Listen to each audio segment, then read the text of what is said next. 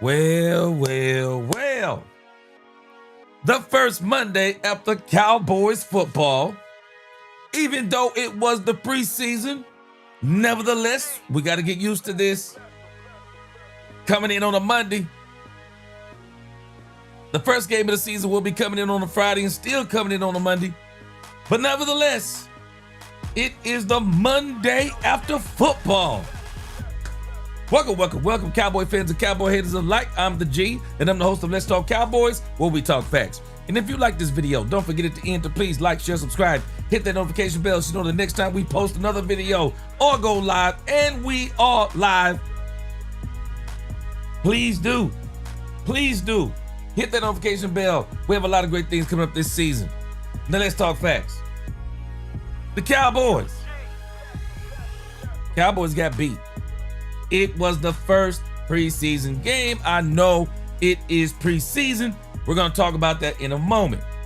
But nevertheless, Cowboy fans, it was a loss no matter how we slice it. And so this is great for us in this sense because we get to hear what the Cowboys say about losing. And then we get to see now the adjustments they make after losing. Yes, it's the preseason, but let us stop living on that excuse because it's the preseason for everybody else too. All right.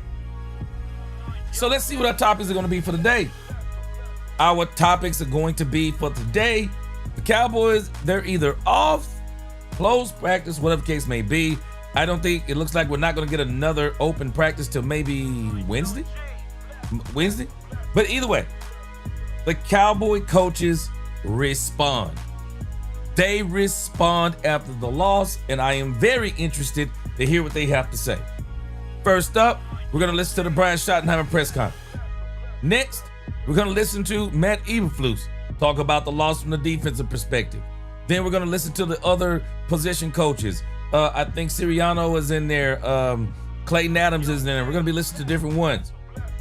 We're going to talk about a video I just released about Joe Milton. And the question is, did Joe Milton get exposed? I have a very interesting take on this. We're going to talk about Trayshawn Holden. Trayshawn Holden, some of y'all were right. Trayshawn Holden is on the rise, and that is from the mouth of Brian Schottenheimer himself. He's on the rise. Then we're going to look at an article from DallasCowboys.com. They talk about 5 Cowboys that are actually on the rise too. And then we have some other news, and I call it other news, whatever may come up. And then I also saw something late about Micah Parsons that has me absolutely just, I don't understand the Micah Parsons stuff. I don't understand his reactions. I don't understand what he's doing. But that's the show for today. Scotty Presser, Matt Eberflus, position coaches, Joe Milton, holding on the rise, 5 Cowboys rising, and other news. All right.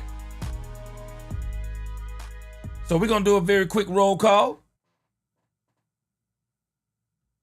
And then we're going to get right into this, whether it be 10 or 10,000. Y'all know what we're going to do. We are going to talk Dallas Cowboys.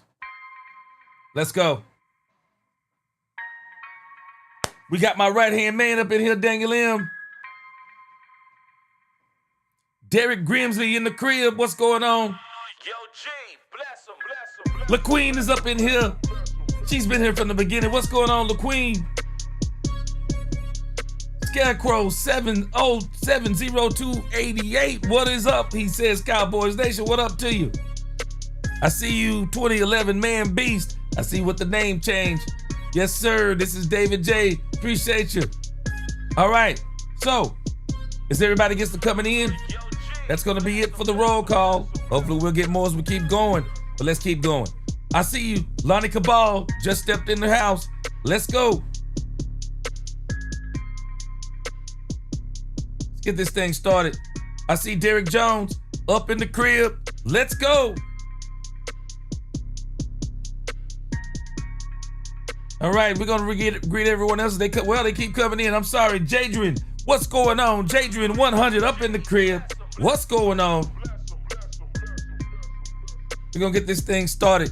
We'll greet some more as people come in. All right, so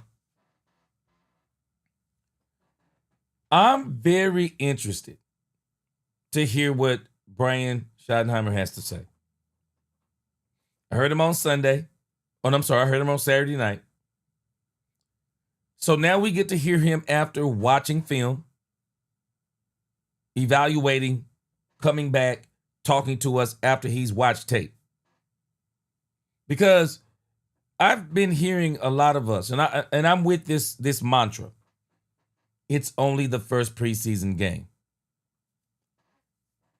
But where we ought to still hold up on even saying that. Was it not the preseason for the other teams too?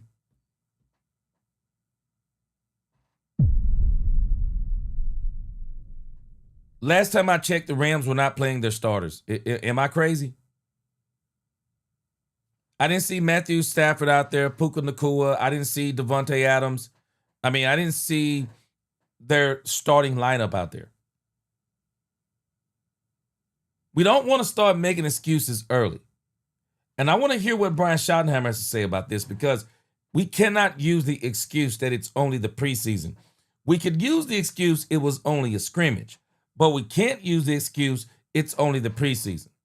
And the reason why I say we can't use the excuse it's only the preseason is because for me, it wasn't about the loss. I keep saying it wasn't about the loss. It was about the energy that we talked about, OTAs, training camp. Didn't see it. Intensity. I saw it from some, but I didn't see it from the team as a collective whole. I saw a lack of discipline. Coaching should be not just for the first unit. It should be for the second unit. I saw a lack of execution. Whether it be Joe Milton missing throws, missing reads, whether it be missed assignments, blocking, whether it be missed assignments, tackling, I saw a lack of execution. Discipline, the penalties, the discipline. Again, we're not worried about the loss. I want to know about the discipline. I want to know about all the things I just mentioned, because those are the things that have us so excited about the coaching staff. It's the first preseason game. We're not midway through the season. But some of the things we talked about up until that point, you wanted to see some of those things on the field. Those were the things I was missing. I wasn't tripping on the score per se. I was tripping on why those scores came to be because of the things that I mentioned. And so what I'm looking for now, I'm still driving the Brian Schottenheimer bus. But what I'm looking for now is, what will the adjustments be week to week? What will the adjustments be? We got to start the adjustments now. We're not going to be able to use it's the preseason. No. Okay, so what's the adjustment for the next game? I see where people say 20 of our players didn't play who could have made a difference. Other teams are not playing their starters. Sorry, they're not playing their players either. You don't think they had 22 other players? You don't think they had 22 other players that could have played this game? That could have made a difference for them too? Nobody's using these excuses, and we don't need to use them either. The part that I'm keeping in my mind, and I told y'all this before, this is why I said you have to understand, man, this is a Herculean effort when we start talking about being a first-year coach and winning the Super Bowl. You got a brand new coach, brand new coaching staff.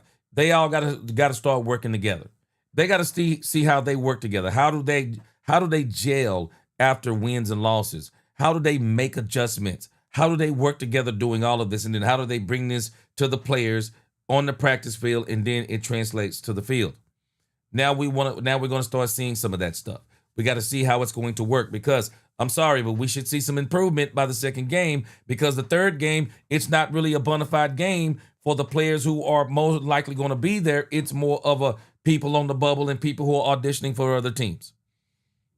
So this is the game right here where the Cowboys have got to get in some sort of rhythm. They have to get in some sort of rhythm.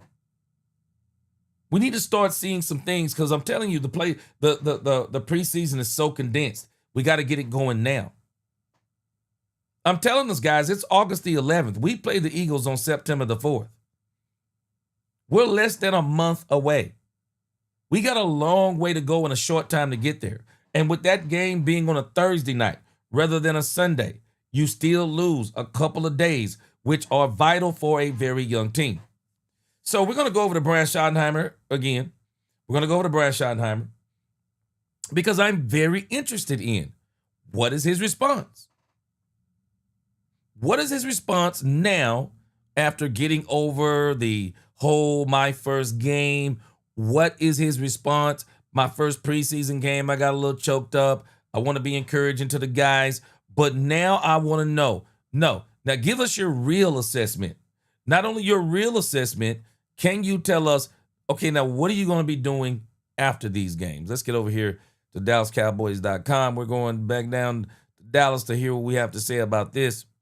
But this is a big deal, whether we acknowledge this or not. How do we respond is what we say, and then how do we respond as in what do we do after we say what after we say what we've seen? All right, let me pull this up. I'm sorry, I normally have the links here.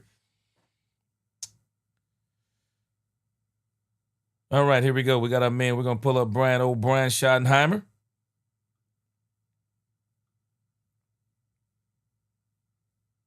Brian is always positive, and that's always good.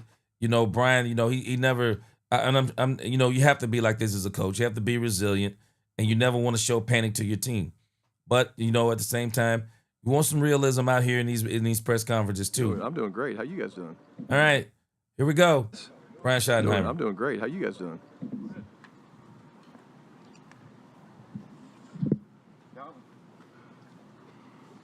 Morning.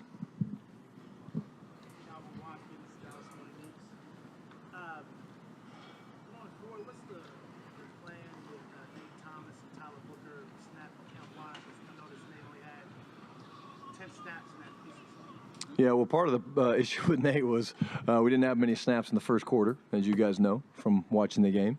We didn't start very fast as a football team.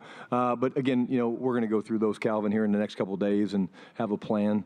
What I would say to you guys, the biggest thing for us that I'm excited about is we got 2 padded practices on Tuesday, Wednesday, a little practice before we get out of here on Thursday. So we got a little heavy lifting this week, which is going to be great, and we need it.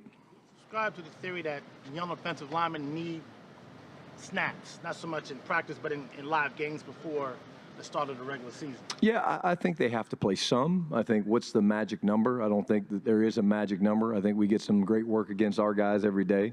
But, you know, I do think that they need to play some. I think most young players need to play some. And I think you'll see that when you watch us line up against Baltimore this week.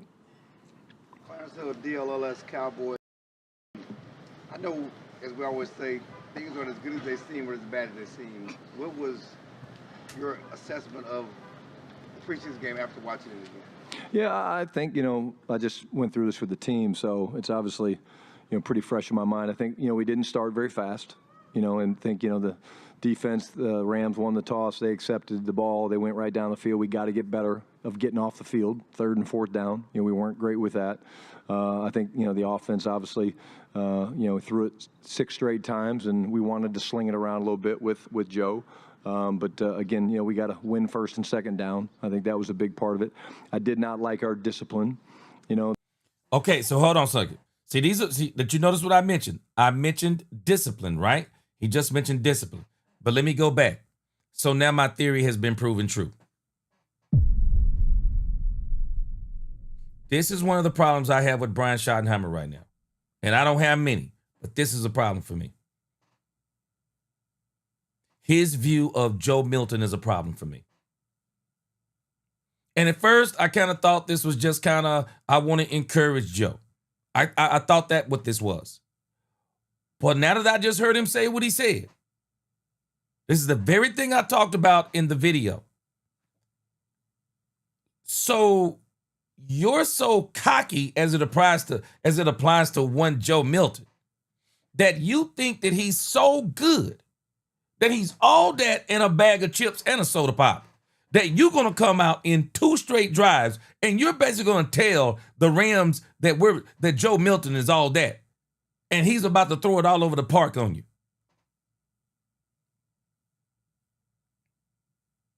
This is the stuff that bothers me. And this is the stuff. We think this helps Joe Milton. No, Joe Milton needs to be put into reality of what he is. Not of what he could be. Not of what people want him to be, but what he is. He's a developmental quarterback. When people tried to put that title on Joe Milton, it was Brian Schottenheimer who came to his defense, and he didn't have to. Yeah, he's not developmental. They're all developing. Dak's developing. Wait, come on, stop it. Dak is in year 10. Dak Prescott is not developing. I said it when he said it then. He's doing everything he can do to protect the ego of one Joe Milton. Well, one of my problems with the ego of Joe Milton is that Joe Milton isn't necessarily responsible for the ego. The people who are responsible for the ego of Joe Milton are the people around Joe Milton.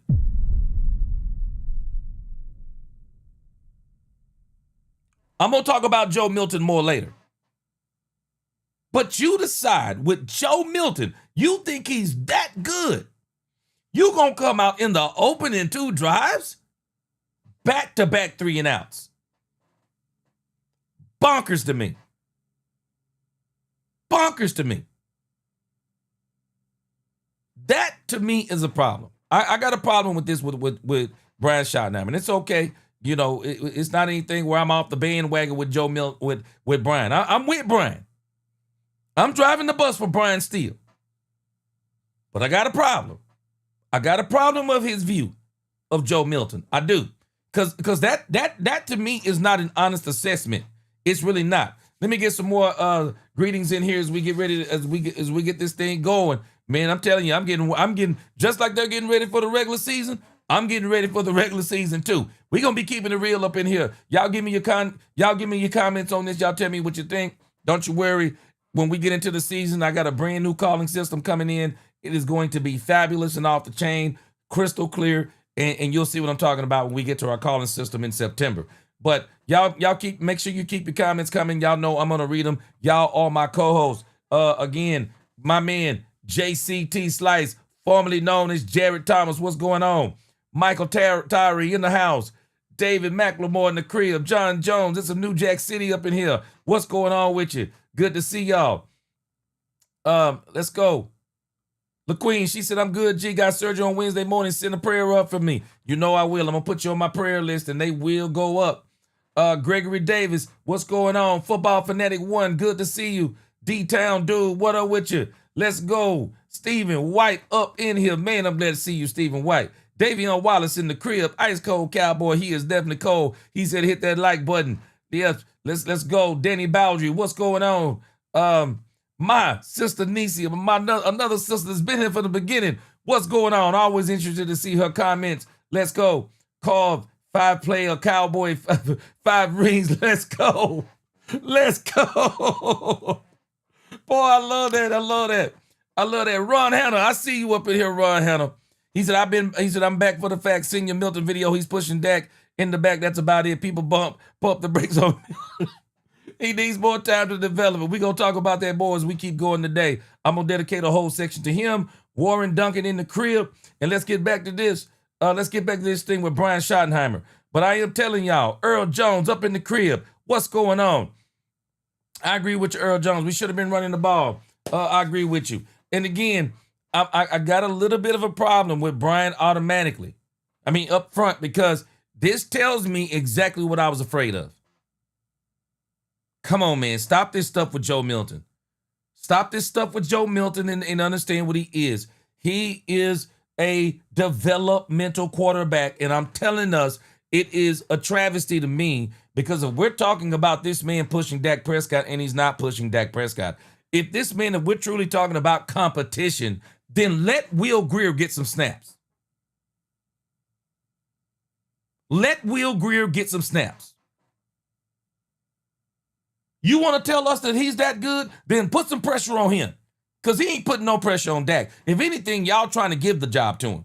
Don't give the job to him. I want to see you let Will Grier play. Because I'm telling you, if y'all didn't notice it, tell me you didn't notice that when Will Grier stepped onto the field, how the energy changed. Shoo. That energy changed. That energy changed when Will Grier came in. You wanna push, you wanna help Joe Milton to get better, help him to understand what this is in the NFL, bro. Help him to understand. Now, we don't give you jobs here.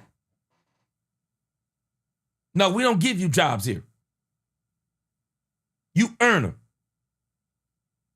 And we're going to show people what Will Grier looks like too. And we're going to show you what Will Grier looks like. So you can understand you're not getting this job. Sexy Suze, I was talking about you. Susanna Paul, what's going on? I mentioned you in the video. I didn't mention you by name, but you were one of the people that I was talking about in the video I made with Joe Milton about the fact that Brian Schottenheimer is the one. He's a culprit in this whole exaggeration of Joe Milton. Propping him up on a pedestal. Want everybody to understand what Joe, and I'm going to tell you about coaches. Some of these coaches have egos. Coaches will take certain players that other teams couldn't get something out of, and they go, but I'm me. I can take all of that no one else can do something with, and I can do something with it. This, to me, is Trey Lance 2.0. It's Trey Lance 2.0. We're hyping him up. And then when we see him play, we're going, but even Trey Lance played better than this, I believe, in the debut game. It was, I'm thinking, what, game number 2 that really got Trey Lance. But Brian Schottenheimer is a part to blame. Because Brian Schottenheimer decided we wanted to give the Rams a full dose of Joe Milton. What? We got to keep this under observation. Under observation. That, to me, is a bad assessment. And if anything, if I would have been the coach, Joe Milton, 2 runs, a pass. 2 runs, a pass. You settle Joe Milton down with a run game. You settle him down. You get him some easy passes. Get him a screen pass. Get him on the move. Let him roll out. Give him some bootlegs. Give him a safety valve underneath. Get him easy completions. Oh, no. You want to put on for the whole league that this man has the best arm in football. Y'all not believing me. Some of y'all don't understand what I'm telling you. Don't let them fool you talking about Joe Milton has the biggest arm we've seen. No, we've seen these stories before from black quarterbacks and white quarterbacks alike. These quarterbacks who were supposed to have humongous arms never succeeding in the NFL. Never succeeding in the NFL. Those are not the type of quarterbacks that typically stay. Those are not the kind of quarterbacks that typically are successful in this thing. It's the quarterbacks that can play quarterback. It's the ones who can do the post, the pre-snap, the post-snap reads. Can put the ball in places. And I'm telling you, for Joe Milton to be a second-year pro, this is second year now. Well, we just watched a whole batch of rookies. A whole batch of rookie quarterbacks came out and balled. Deshaun Watson was the only, Shedeur Sanders, he wasn't the only one that balled out. Jackson Dart balled out. There's another couple of quarterbacks, rookie quarterbacks, that came out and they balled. These jokers balled. This is his second year. And so if he's going to really ball like that, he should have balled like that. But again, this dude needs a lot of work. And I got a problem with Brian Schottenheimer right off the top talking about, yeah, we wanted to give him a full dose. Of what? Come on. Brandy Mahoney, what's going on? Good to see you, my sister. All right, guys, I see you, Brandon Cup, Warren, all of y'all. G, I see you. Lil D, Texas 37, what's going on? I see you. Let's get this thing. Let's keep going.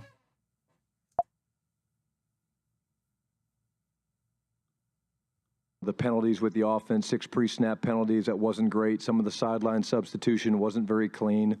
And then, you know, the thing I talked to the guys about is seizing momentum. As you go through the preseason games, when, you know, you obviously want to win, but it doesn't go against your record when you lose or if you win. But you have to learn how to grab momentum. And there was a couple opportunities in that second half where I felt like we had a chance to grab momentum. And Clarence, we really didn't do it. So, you know, we turned the ball over, and then Iz goes out there. He makes a great interception. We get the ball back. You know, we miss a deep cross, and we go 3 and out. Yep. You know, that's a lost opportunity for momentum. Yep. Then on the other end of it, you know, we drive down the field, put together a nice drive early in the fourth quarter, score a touchdown, and make it a 24-14 game, and the defense goes out there and allows a 5 or 6 play touchdown drive. Like, momentum swings in the National Football League and in competitive sports is huge, and our guys need to understand how to maximize those opportunities because so much can be gained from swings and momentum and things like that. So I thought the guys played really, really hard. They really did. They competed hard, you know, for 60 minutes. All right, let me get a couple more greetings in. I see some more of my family coming up in here.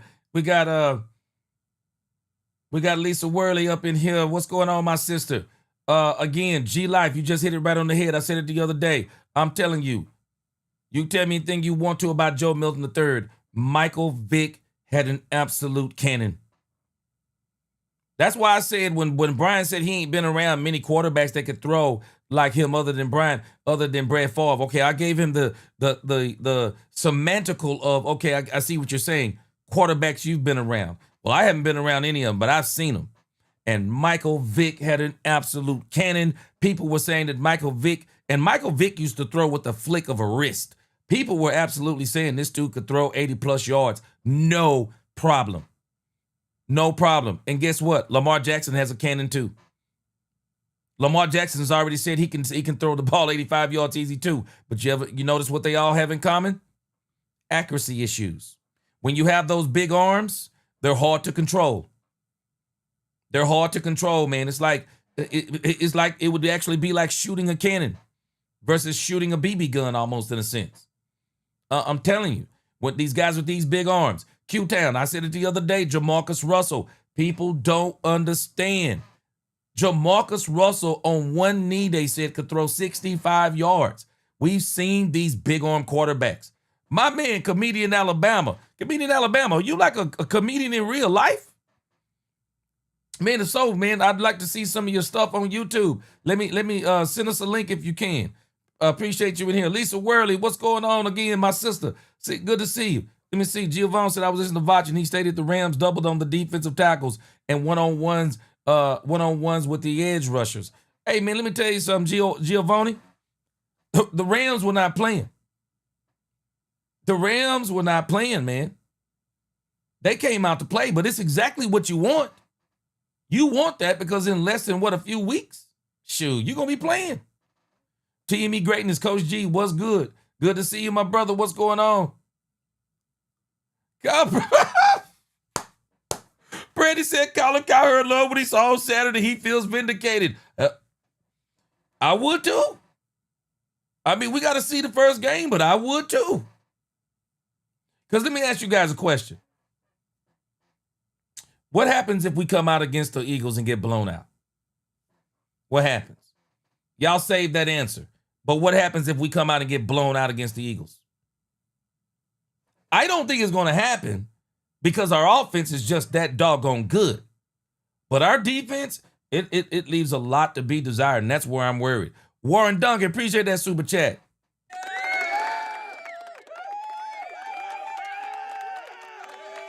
Warren Duncan. And I'll tell you, I agree with you to a degree. There are 2 positions this team has got to do something about. If the Cowboys don't do something about the one tech position, we're going to be solely depending on our offense. That's all we're going to be depending on. And if they don't go out and get this team another cornerback, we are going to be solely dependent upon our quarterback and the offense again. And it's going to be 2022. It's going to be 2022, 2021, 2022, 2023 all over again when we had Dan Quinn. We got to get this defense shored up. Comedian Alabama, yes, sir. I appreciate you. Man, shoot a link or shoot me a link to my email or whatever the case may be, man. I want to check you out. Make sure I give you some support. Yes, sir. Appreciate you up in here. A Cowboy fan up there. And I guess Comedian Alabama, you in Alabama, right? Aztec up in the crib, he said maybe Dallas should hit up John Kitna. Remember, he helped Dak with his throwing mechanics. Well, I don't think Dak's going to. Oh, yeah, you talking about for Joe Milton. Yeah. Yeah, I see what you're saying. Yeah, they may need to get him a personal coach. Superstar Status said, it's true, but Mozzie was sorry either way.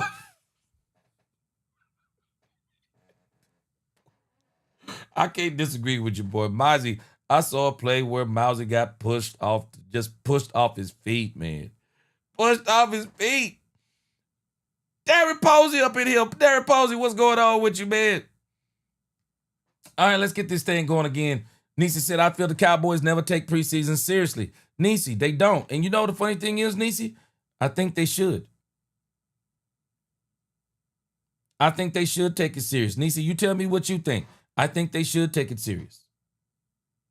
It's not an excuse to say you're not taking it serious, but then you don't come out and do better, or you don't, or we don't see any improvement that same year.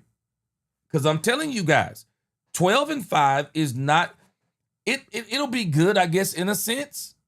12-5, but the reality is we've done that 3 seasons. We want to see something a little bit different. We want to see 13-4. We want to see 13-4. Or if we do see 12-5, we want to see 12-5 in the number 2 or 12-5 in the number 1 seed. We want to see something that gets us to another level. That's what we're wanting to see. Bruce up in here. What's up, Bruce? He said the most important muscle for the quarterback is between his ears. Yes, sir. A potential starting quarterback doesn't need 2 years to see the defensive alignments, recognize tendencies, and put the ball on an open receiver. Bruce, I'm going to have to agree with you. He's 25 years old, 6-year college quarterback. He only started 1 year. This is the second season. Mixed Matrix made a great point about him. You know, it seems like he looked a little different with Buffalo. Why does he not look even better with the Cowboys? We're going to... He just needs work, and I just think that's the bottom line. He just needs work, but my problem is that Brian Schottenheimer doesn't seem like he doesn't want to admit that he needs work, and that's the problem I have. You know, it's not that he doesn't say he needs to improve, but he doesn't want to just... The Cowboys don't seem to want to admit that he's a developmental quarterback, because anybody in their right mind, if you truly had these 3 quarterbacks on your staff right now, Dak Prescott, Joe Milton III, Will Grier. You know what the truth of the matter is? Will Grier would be the number 2 quarterback. And that's fact. Honestly, Will Grier would be the number 2 quarterback. Will Grier is a better quarterback. He's not a better athlete. My sister Angie, the Rebel Chicks, what's going on? My sister's up in here. She's my incognito co-host a lot of times. What's going on with you, Angie? Good to see you. Hope all is well. Been praying for you. All right, but again, let's get through some more of this Brian Schottenheimer. And definitely a lot of things to clean up, but we spent a lot of time today on the things that we need to improve, which I hit most of those as a general team. Talk about discipline, talk about sideline substitutions. Do you take that personally as the head coach? Of course. Yeah, I mean, like, to have 6 pre-snap penalties on the offense is awful. It's awful, and it's not going to be accepted. Like, we're not going to allow that to happen. We're told the guys today, if you're going to commit pre-snap penalties, which means I can't line up the right way as an offensive lineman, I shave my motions, and, we're not going to play you. Why? Because why would you put yourself at a disadvantage and say, hey, I'm going to cost myself 5 yards here and next, and again, the officials did a good job. They were trying to warn us, and so we went back and we've defined again, second time, hit the define the way we talk about our offensive lineman, alignment, level 1, level 2, all those things, but if we're not a disciplined football team, that starts with me as the head coach and the coaching staff. Did I not tell y'all? I'm telling you, this is one of the things that I said. I haven't heard a lot of people saying this, but I said it. I said it wasn't the score. It was the lack of energy, the lack of intensity, the lack of discipline. He keeps talking about it. The lack of discipline. These are the things that cost you games. These are the things that cost you games. Everything we saw, and we want to see, and I want to see what it looks like this week. We're not jumping off the bandwagon. We're not jumping off the bus. But I want to see now what adjustment does Brian make, because he's exactly right. I said this. These things that I'm talking about are coaching. Coaching. Disciplinary issues are coaching. And what have we had a problem with? Man, Mike McCarthy led this league in penalties. He was one of the worst teams in the league when it came to penalties. I'm telling you, the stuff that he's saying, this is the stuff I was saying. The score didn't bother me. The score didn't bother me. It's how we got the score that bothered me. It's how we got the score. Some of the same things from last year are what got us in this. Is what got us in this. My man Daniel M. Daniel, what do you think about the comments that Giovanni just made up in the chat? Man, Susan Paul, let me tell you something. You just said something I want to hit on in just a moment. My sister's up in here, the Rebel Chicks. She said, all is well, G. She said, thank you for the love and prayers. But I see your boy. She said, Joe Lance a quick She said, your boy Joe Lance is a quick pumper. Tell him to slow down. This ain't no backflip competition. Now, I'm pretty sure when she says, I'm pretty sure, Andrew, when you say Joe Lance, you talking about Joe Milton, because I said in my video, he's Trey Lance 2.0. That's really what he is at this point. He's Trey Lance 2.0. She said he's a quick pumper. He got to slow down. Yep. I feel you. I feel you for sure. Susan said something here. I was thinking the same thing. You said it, though. She said, it's not Brian. She said, trust me, he knows what Joe is. This is all Jerry trying to be the smartest person in the room.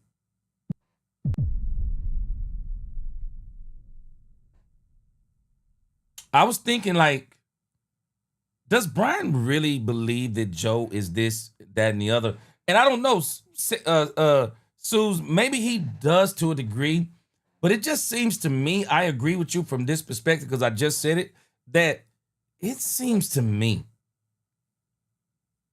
that anybody else would be saying, no, Will Greer's the backup until, I mean, we're going to let Will Greer and Joe compete for the backup quarterback job like we're letting the wide receivers compete. And if Jalen Tolbert, Lisa Worley, cover your ears. If Jalen Tolbert don't really start stepping it up, Jalen Tolbert is going to see some serious pressure at the number 3 wide receiver spot. The Cowboys have a couple of wide receivers on their team right now. And Lisa, I'm not wishing this, but if the Cowboys wanted to trade and try to get a cornerback or a defensive tackle, they could include Jalen Tolbert in a trade, while his draft stock is what I would consider Jalen Tolbert's trade stock to be pretty good. I mean, with the way these guys are playing right now, You could bring in some help. You could bring in some help with the Cowboys and include Jalen Tobin in the trade. But I'm saying all that to say, if you're going to let everybody compete, if you're saying everybody's competing, well, isn't Joe Milton competing too? He's no competition. I'm sorry. He's no competition for Dak Prescott. But if he can't beat Will Grier outright, if you can't let us see him and Will Grier, what are you telling us? You're telling us it's not a real competition then. That's what you're telling us. It's not a real competition. It's a facsimile of a competition, except when it comes to Joe. I'm just saying. I'm sorry, Lenny Cabal. Let me let some more of this get in. But I'm just saying. We got to let it be competition all the way around if we're going to let it be competition. All right, let's go.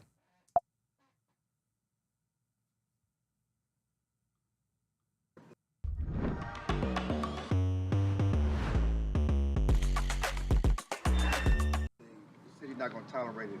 How does that manifest itself? What does it look like not tolerating? Yeah, guys don't play.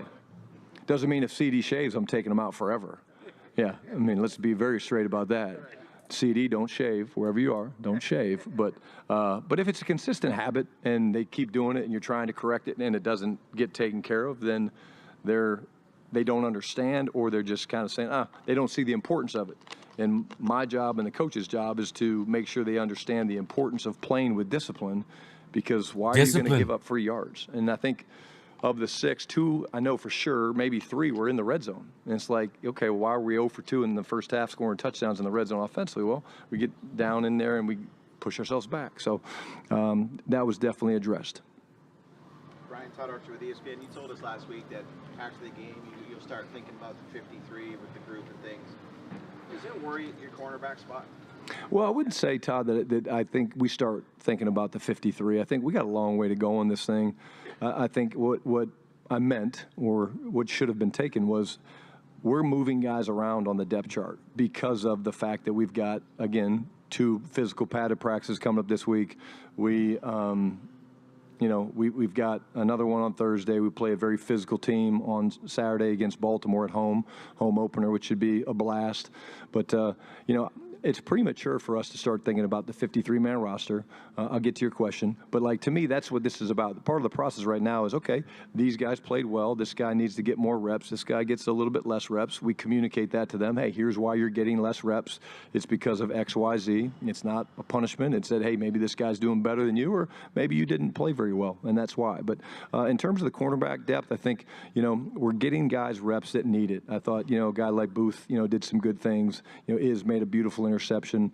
And I do think that we have some guys that hopefully will be back sooner than later. But right now, we're still in the process of competing every day. And then with Micah, as you get in later days out here, how do you guys challenge him to make sure he's staying on top of it when he's not practicing? Yeah, again, it's the meetings, it's the talk through, it's all those things that we've already addressed. And Micah knows the importance of having his mind ready to roll.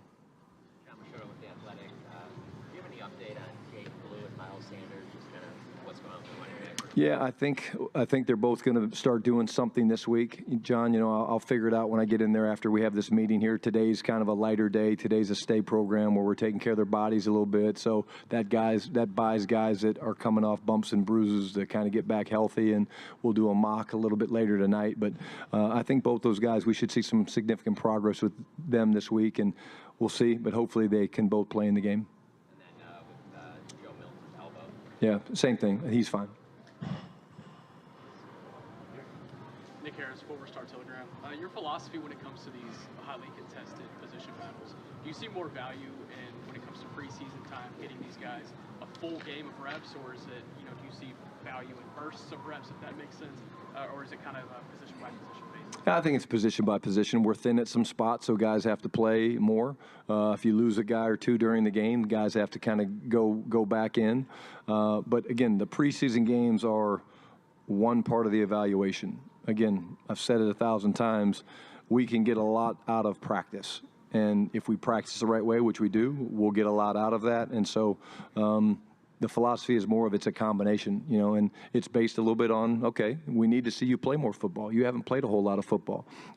Sometimes it's like, hey, I want this guy to get a little bit more seasoning on some things, so we're going to hold him until maybe preseason game 2 and then unleash him. So it's not, these are long discussions that we have kind of at length and discuss a lot of the potential, what about this, what about that, and it's kind of a fun part of the process. And what you really want to do is kind of give the guys an understanding, because the worst thing to do for a player is say, hey, you're going to play 15 plays, and then all of a sudden you got to put them back in the game in the third or fourth quarter, because they're not ready for that. So we try to communicate to it, and then we stay pretty true to script. And then at the one tech spot, what's been your evaluation through this one camp in the preseason? Yeah, I think, we played a little bit, well, number one, we didn't tackle very well on defense. We're going to get back to doing a lot of tackling drills. I've talked to Flus about that. Replace some of the ball drills we've been doing, ball disruption drills. Just the hamstring tackle's not where it needs to be. We're getting guys on the ground, Nick, but we're getting knocked back instead of knocking them back. The technique that we teach is basically you want to run through contact, 3 hard steps, so you knock the guy in the opposite direction. And right now we're absorbing too much. Now, another issue you heard me mention, physicality. Physicality. Brian is saying it in a fancy way. We are not a physical team yet. We're not a physical team. I'm just going to call it like I see it. I noticed something, and what Mike Tyson said still stands true. Every man has a plan until he gets punched in the face. I was hearing all this physical, violent, yada, yada, yada stuff. You know when I saw a change in the Cowboys?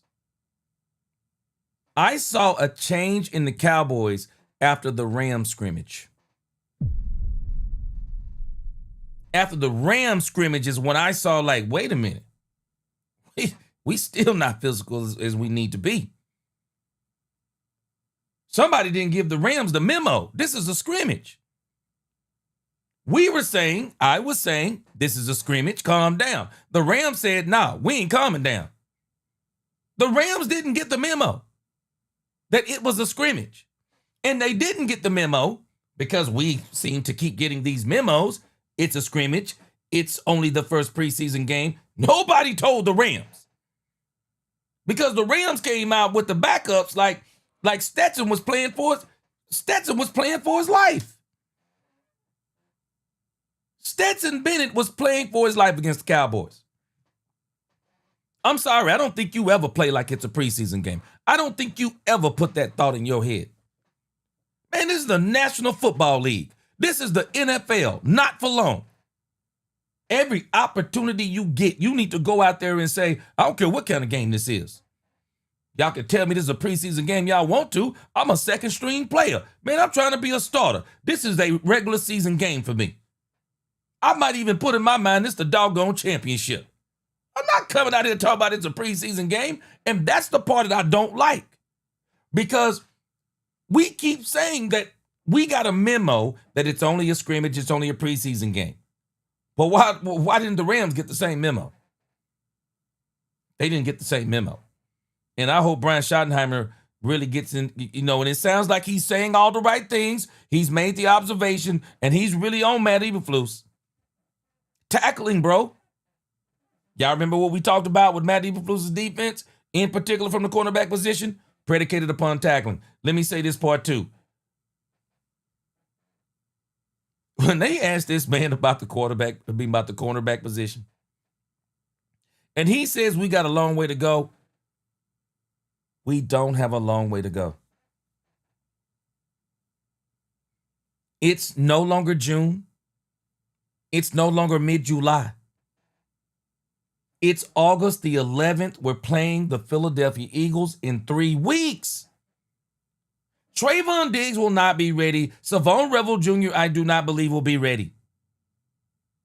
No, the Cowboys. Man, I don't care what you're saying. If you're telling me you rolling with Booth, you're getting beat. If you're telling me you rolling with Booth in any capacity, you're getting beat. Booth needs, I don't even know what to call it. Booth needs just work. Angie the Rebel Chicks. Now, come on now. You don't have to do this. Appreciate you, Angie the Rebel Chicks. Angie the Rebel Chicks with a $99.99 super chat. God bless you, Ray Angie. You didn't have to do that, though. But she says Susan Wright. Angie said that was Jerry's playbook. No run game during the first half. When Brian been preaching physicality, okay, yeah, he's been preaching physicality and run first and motions. She says, Jerry, this ain't 1989. She said, hashtag, let Shotty cook. And also, this should shut Dak haters up. Always thinking every new backup quarterback gonna take his job. Yeah.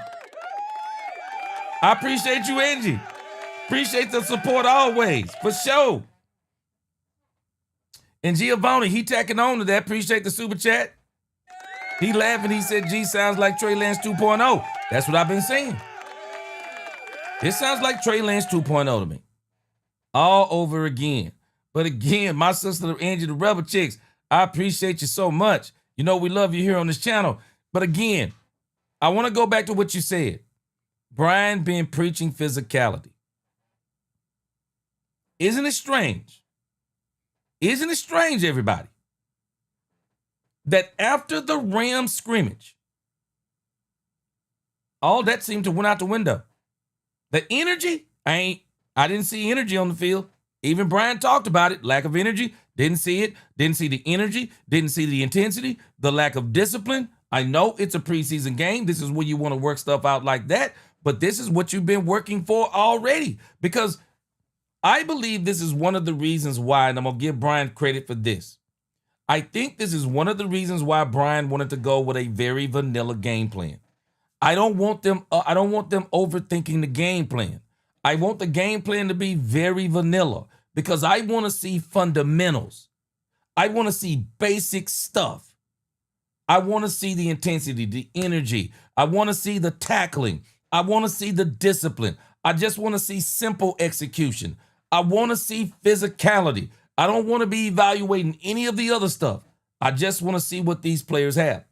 And again, he's saying exactly what I thought that he would start doing. You let the players see what they are so that when you do start bringing in players, you can say, this is why we brought this player in, because looking at the tape, you're not this, you're not that, you're not this, and so players don't get all in their feelings.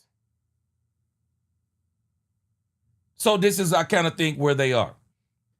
I think this is kind of where they are, and I'm glad where Brian is with this, and I hope Brian continues on this trajectory, because it's one thing to say it now. How are you going to implement it? Because this always becomes an issue for me. How do you implement this stuff? How do you implement what you're saying? How do you do it? How do you do it? It's one thing to say it. How do you do it?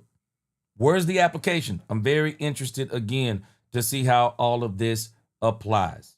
And again, I think that's why he went a very simple thing. But again, I'm telling you, when you start talking about the cornerback position, we got a long way to go. No, you don't, bro. No, you don't. You got to get somebody in here fast. You got to get somebody in here. Because we're not ready from the secondary position, even though thankfully the Philadelphia Eagles don't really throw the ball a lot. But, you know, Jalen Hurts, man, he's good for about 5 or 10 of those great throws. And if they can run the ball on you, and we already know where we are at the one tech, which these are the two positions where we're hurting bad, one tech and cornerback. Man, if we don't get that right, I don't care what we say. We're going to be depending on this offense in a way that we should not be going into this season doing again. But we got to get this thing on track. All right, I'll come back to some more comments here shortly. Let me read what my sister Nisi said. She's responding to a question that I asked her. Nisi says, scrimmages and preseason sets the attitude of the players for the season. Add some chocolate syrup and sprinkles to that vanilla. I agree. That's where I am too. I agree.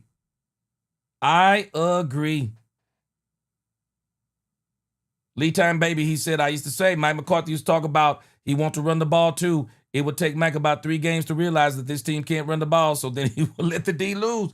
Man, I'm telling you, we're going to be throwing the ball all over the place. My man C-Base in the crib. We're going to be throwing the ball all over. I'm just telling you up front.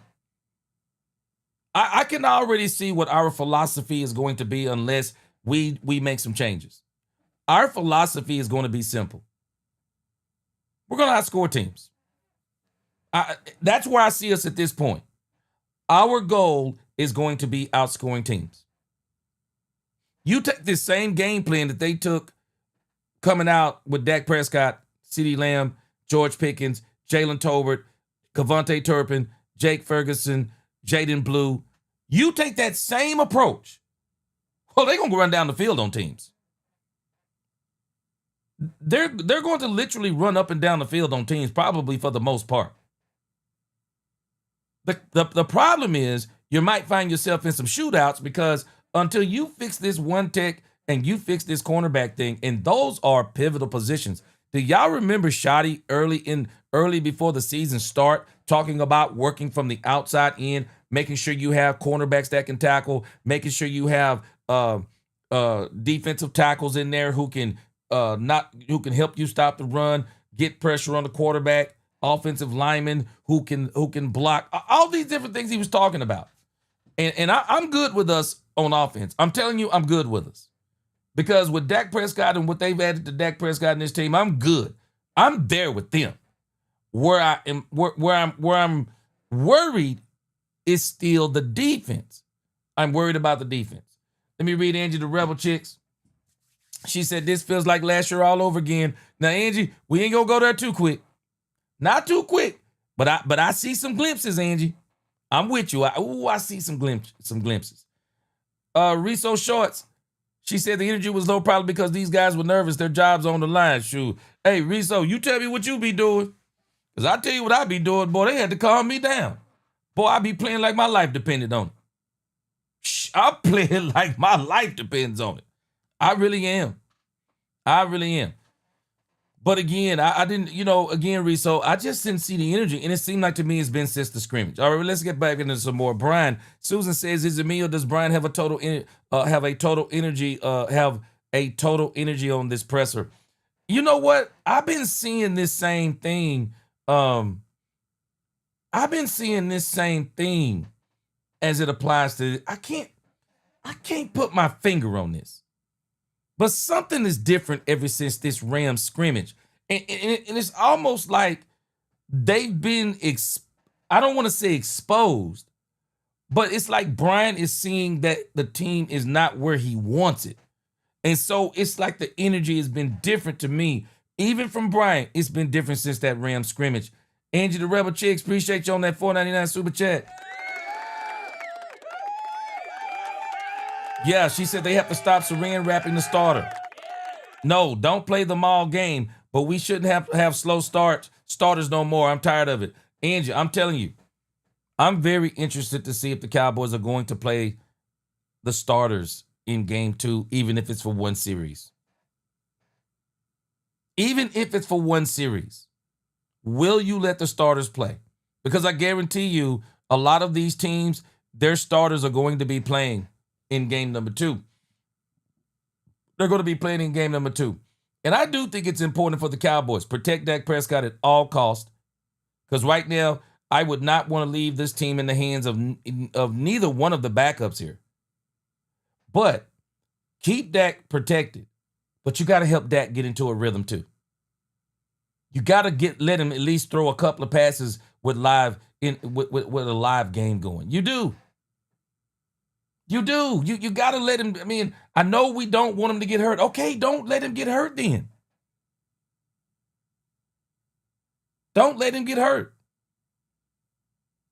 You tell Dak Prescott, hey, bro, this is what it is. If you even get somebody to breathe on you, fall down. If they breathe on you, fall down. If you even see them getting close, take a knee. Whatever you have to do.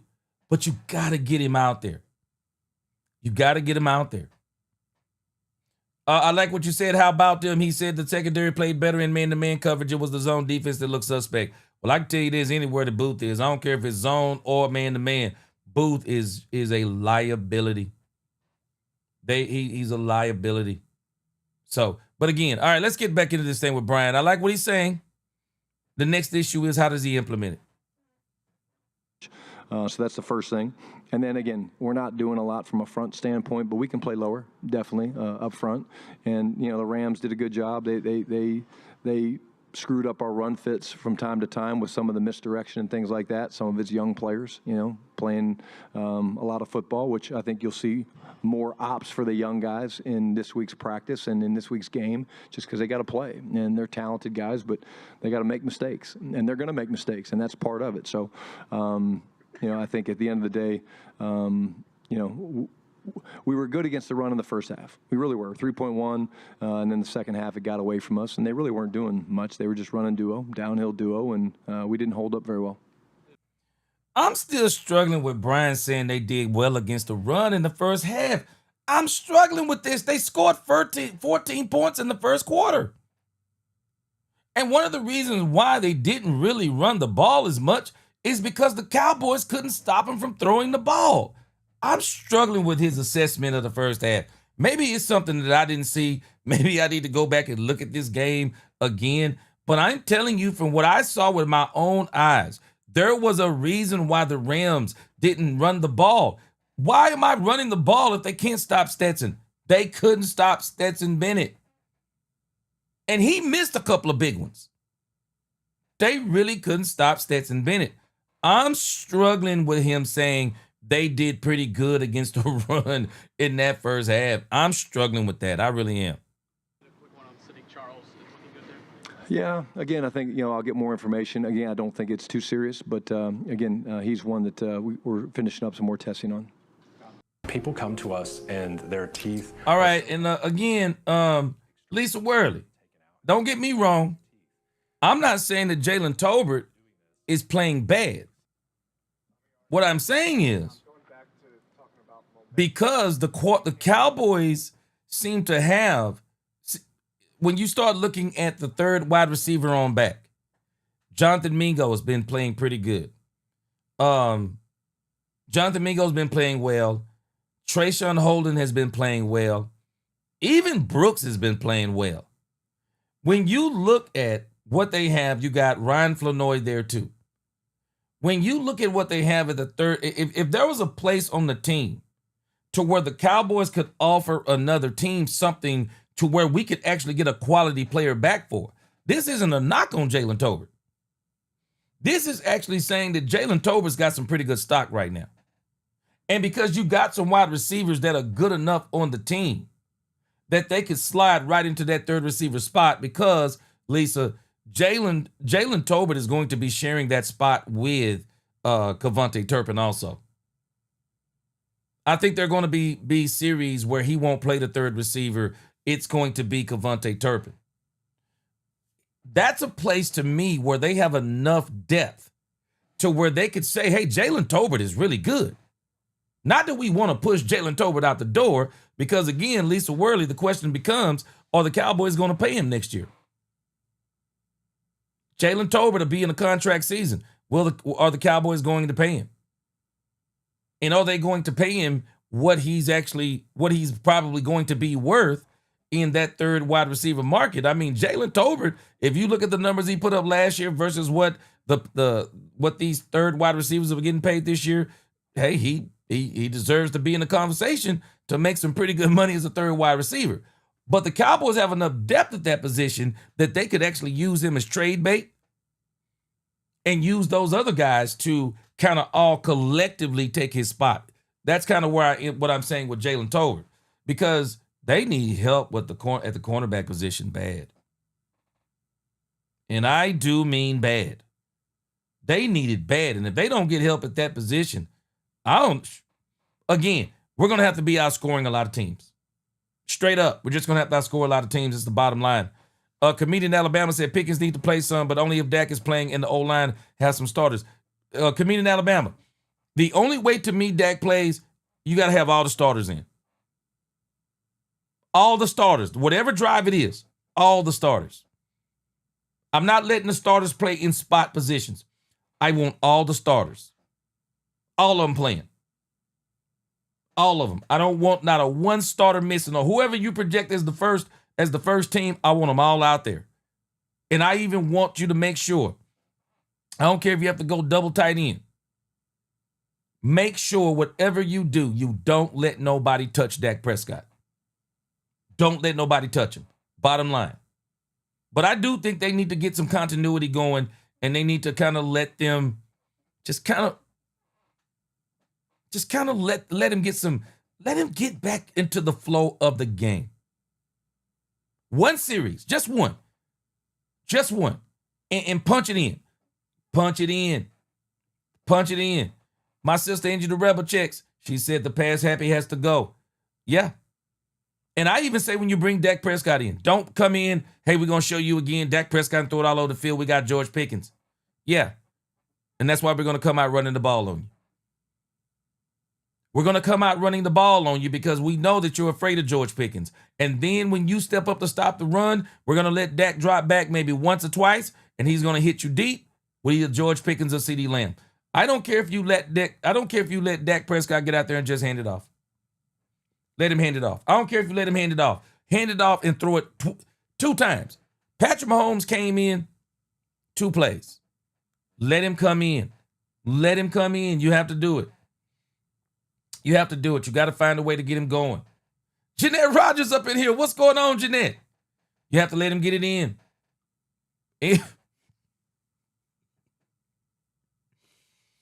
Angie didn't call Booth as in B-O-O-T-H. She called him Booth as in B-O-O-F. Booth. Kill him. Gary, I'm laughing too. I'm telling you, Angie. Boy, we done missed you, Angie, up in here. I appreciate you being up in here. Yeah, you're right, Bass. I agree with you. Shotty's being professional towards the players because they didn't stop. They didn't stop nothing. Boy, you're exactly right. They didn't stop nothing. Rebel said Tolbert decent. He just saw. I ain't gonna say too much about Tolbert. I love my sister Lisa Worley too. She said I'm not just a Tolbert fan. I'm just tired of people picking on him. Now again, Lisa, I hope you kind of see where I'm coming from. Jalen Tolbert has some stock right now. You can get something for him. Where these other wide receivers, where they're proving it, they're unproven. Jalen Tolbert is actually proven. I'm pretty sure there's a lot of people that looks at Jalen Tolbert as a third wide receiver in this league, and the Cowboys could easily trade him and probably get a quality cornerback for him. Yeah. Carolina said the Rams won the game in the first half. He said, remember, the Rams had an 80-yard plus drive in the first quarter. I just don't agree with Brian on this thing with the first quarter and this 3.1 run average. They just didn't have to run. They couldn't stop it from passing. Nisi said the game was sloppy and we were close in points. We couldn't score. Yeah. Yeah, all right, let's get some more in with Brian Schottenheimer. As a play caller, if you feel like it's on your side, do you maybe try to get a bit more aggressive? Do you try to stay level the whole time? How does it fluctuate throughout a game and kind of determine where you want to go on? Yeah, you're definitely, Tom, you're reading the game all the time. You know, I mean, you've got kind of a plan of philosophy of who you're playing. Okay, but when you get a chance to seize momentum, man, you have to. You know, like I really think it would have been great to see, you know, if we hit flow on the deep cross, you know, after the interception, what that would have played out. I thought the defense was great at stepping up after the interception. You know, you call it sudden change. They got to go back out there and they get the ball back for you. But it's kind of a feel for the game. It's the time of the game. It's the situation of the game. It's the score of the game. It's all those things. And but I'll say this: it's a very, very powerful thing when it comes to competitive sports and definitely football. TJ Bass and Brock Hoffman were the only 2 guys that played every snap for you. What did you make of them being, considering they were probably your 2 biggest depth guys on the line? Yeah, I mean, again, they played basically a full game, like you said. I thought they both did a nice job. They were a big part of us having success running the football. I thought the pass protection was good. We gave up the 1 sack. We got edged on the right side one time. I would say this, you know, TJ, you know, as a guard, looked terrific. We want to see him play a little bit more center. So we're going to play him some more at center this week. You know, he was a little bit late with a snap or 2 in the red zone. It actually got loud down there in the red zone late in the game, so we had to go to silent count. But they're both playing really well right now. And the flex for TJ to have to go in there and do that, I thought he did a really good job for his first game, but we're going to get him quite a bit more work at center, so he's a little bit more comfortable in there. You know what? I will give the Cowboys credit on this, guys. Their offensive line, for the most part, looked pretty good as far as the pass blocking went. I mean, I think they did pretty good as far as maybe even the run blocking went. I mean, Malik Davis came in. We'll look at these. We're going to look at the individual stats in a few. Man, this too, Malik Davis came in like, bro, I need a job, man.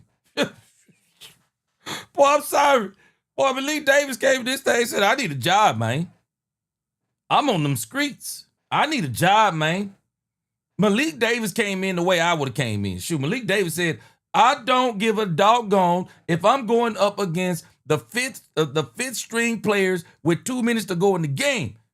This the playoffs to me. Shoot, Malik Davis came up in this thing running like it was something on the line. Malik said it is. I'm hungry, man. I'm on these streets. I need a job out here. Shoot, Malik Davis looked good. I'm sorry. Malik Davis looked good, y'all. He came in playing the way he needed to play, but nevertheless, Phil Maffa, I mean, loved it. Loved it. He was my favorite pick of the year in the draft. But again, Cowboys offensive line for the most part, I didn't see Joe Milton under pressure. I didn't see it. I mean, for real, for the most part, the Cowboys backup offensive line, I got to give them credit. They actually, the crazy thing is, the offensive line played so good to an extent, we're not saying anything about them. Isn't that crazy? We're not saying anything about them. Nobody has, from my knowledge, has said a whole lot about them because they actually played pretty good. And that's even more of an indictment because they played good. Should have been more productive. The run game really wasn't bad at all. Phil Maffa ran good. He really did. He ran good. Malik Davis ran great. So when I think about the Cowboys offensive line situation, I mean, now that I'm really thinking about it, they didn't do bad at all. I mean, really. They did pretty good. And so that is probably why there is another indictment on the fact of why, of Joe Milton not having more success. So again, yeah, they did pretty good. But let's keep checking that shot. Let's check him out. Joe Hoyt, Dallas Morning News. Joe Milton kind of talked about how he came out a little overhyped. You kind of talked about, hey, I'm still learning him a little bit as a play caller. Is there a way as a play caller you can kind of curate calmness with a quarterback? Yeah, for sure. And we actually talked about that with the quarterbacks. And I don't think Butler played. Hey, how can I help you? He was revved up. A lot of those guys get revved up. First preseason game, want to go and set the world on fire, and it's not about that, And that goes for play callers too. Like, hey, let's let's go put 50 on these guys. It's like, no, not that. But I think, he settled down and he found his rhythm. And I kind of went over there and joked with him on a couple things. And in the second half, and that, talking to him, it kind of settled him down a little bit. And I think that's part of the relationship. And that's why you guys always ask about, the relationship with me and Dak. And, I would say it's like having another producer in the room that knows exactly what your song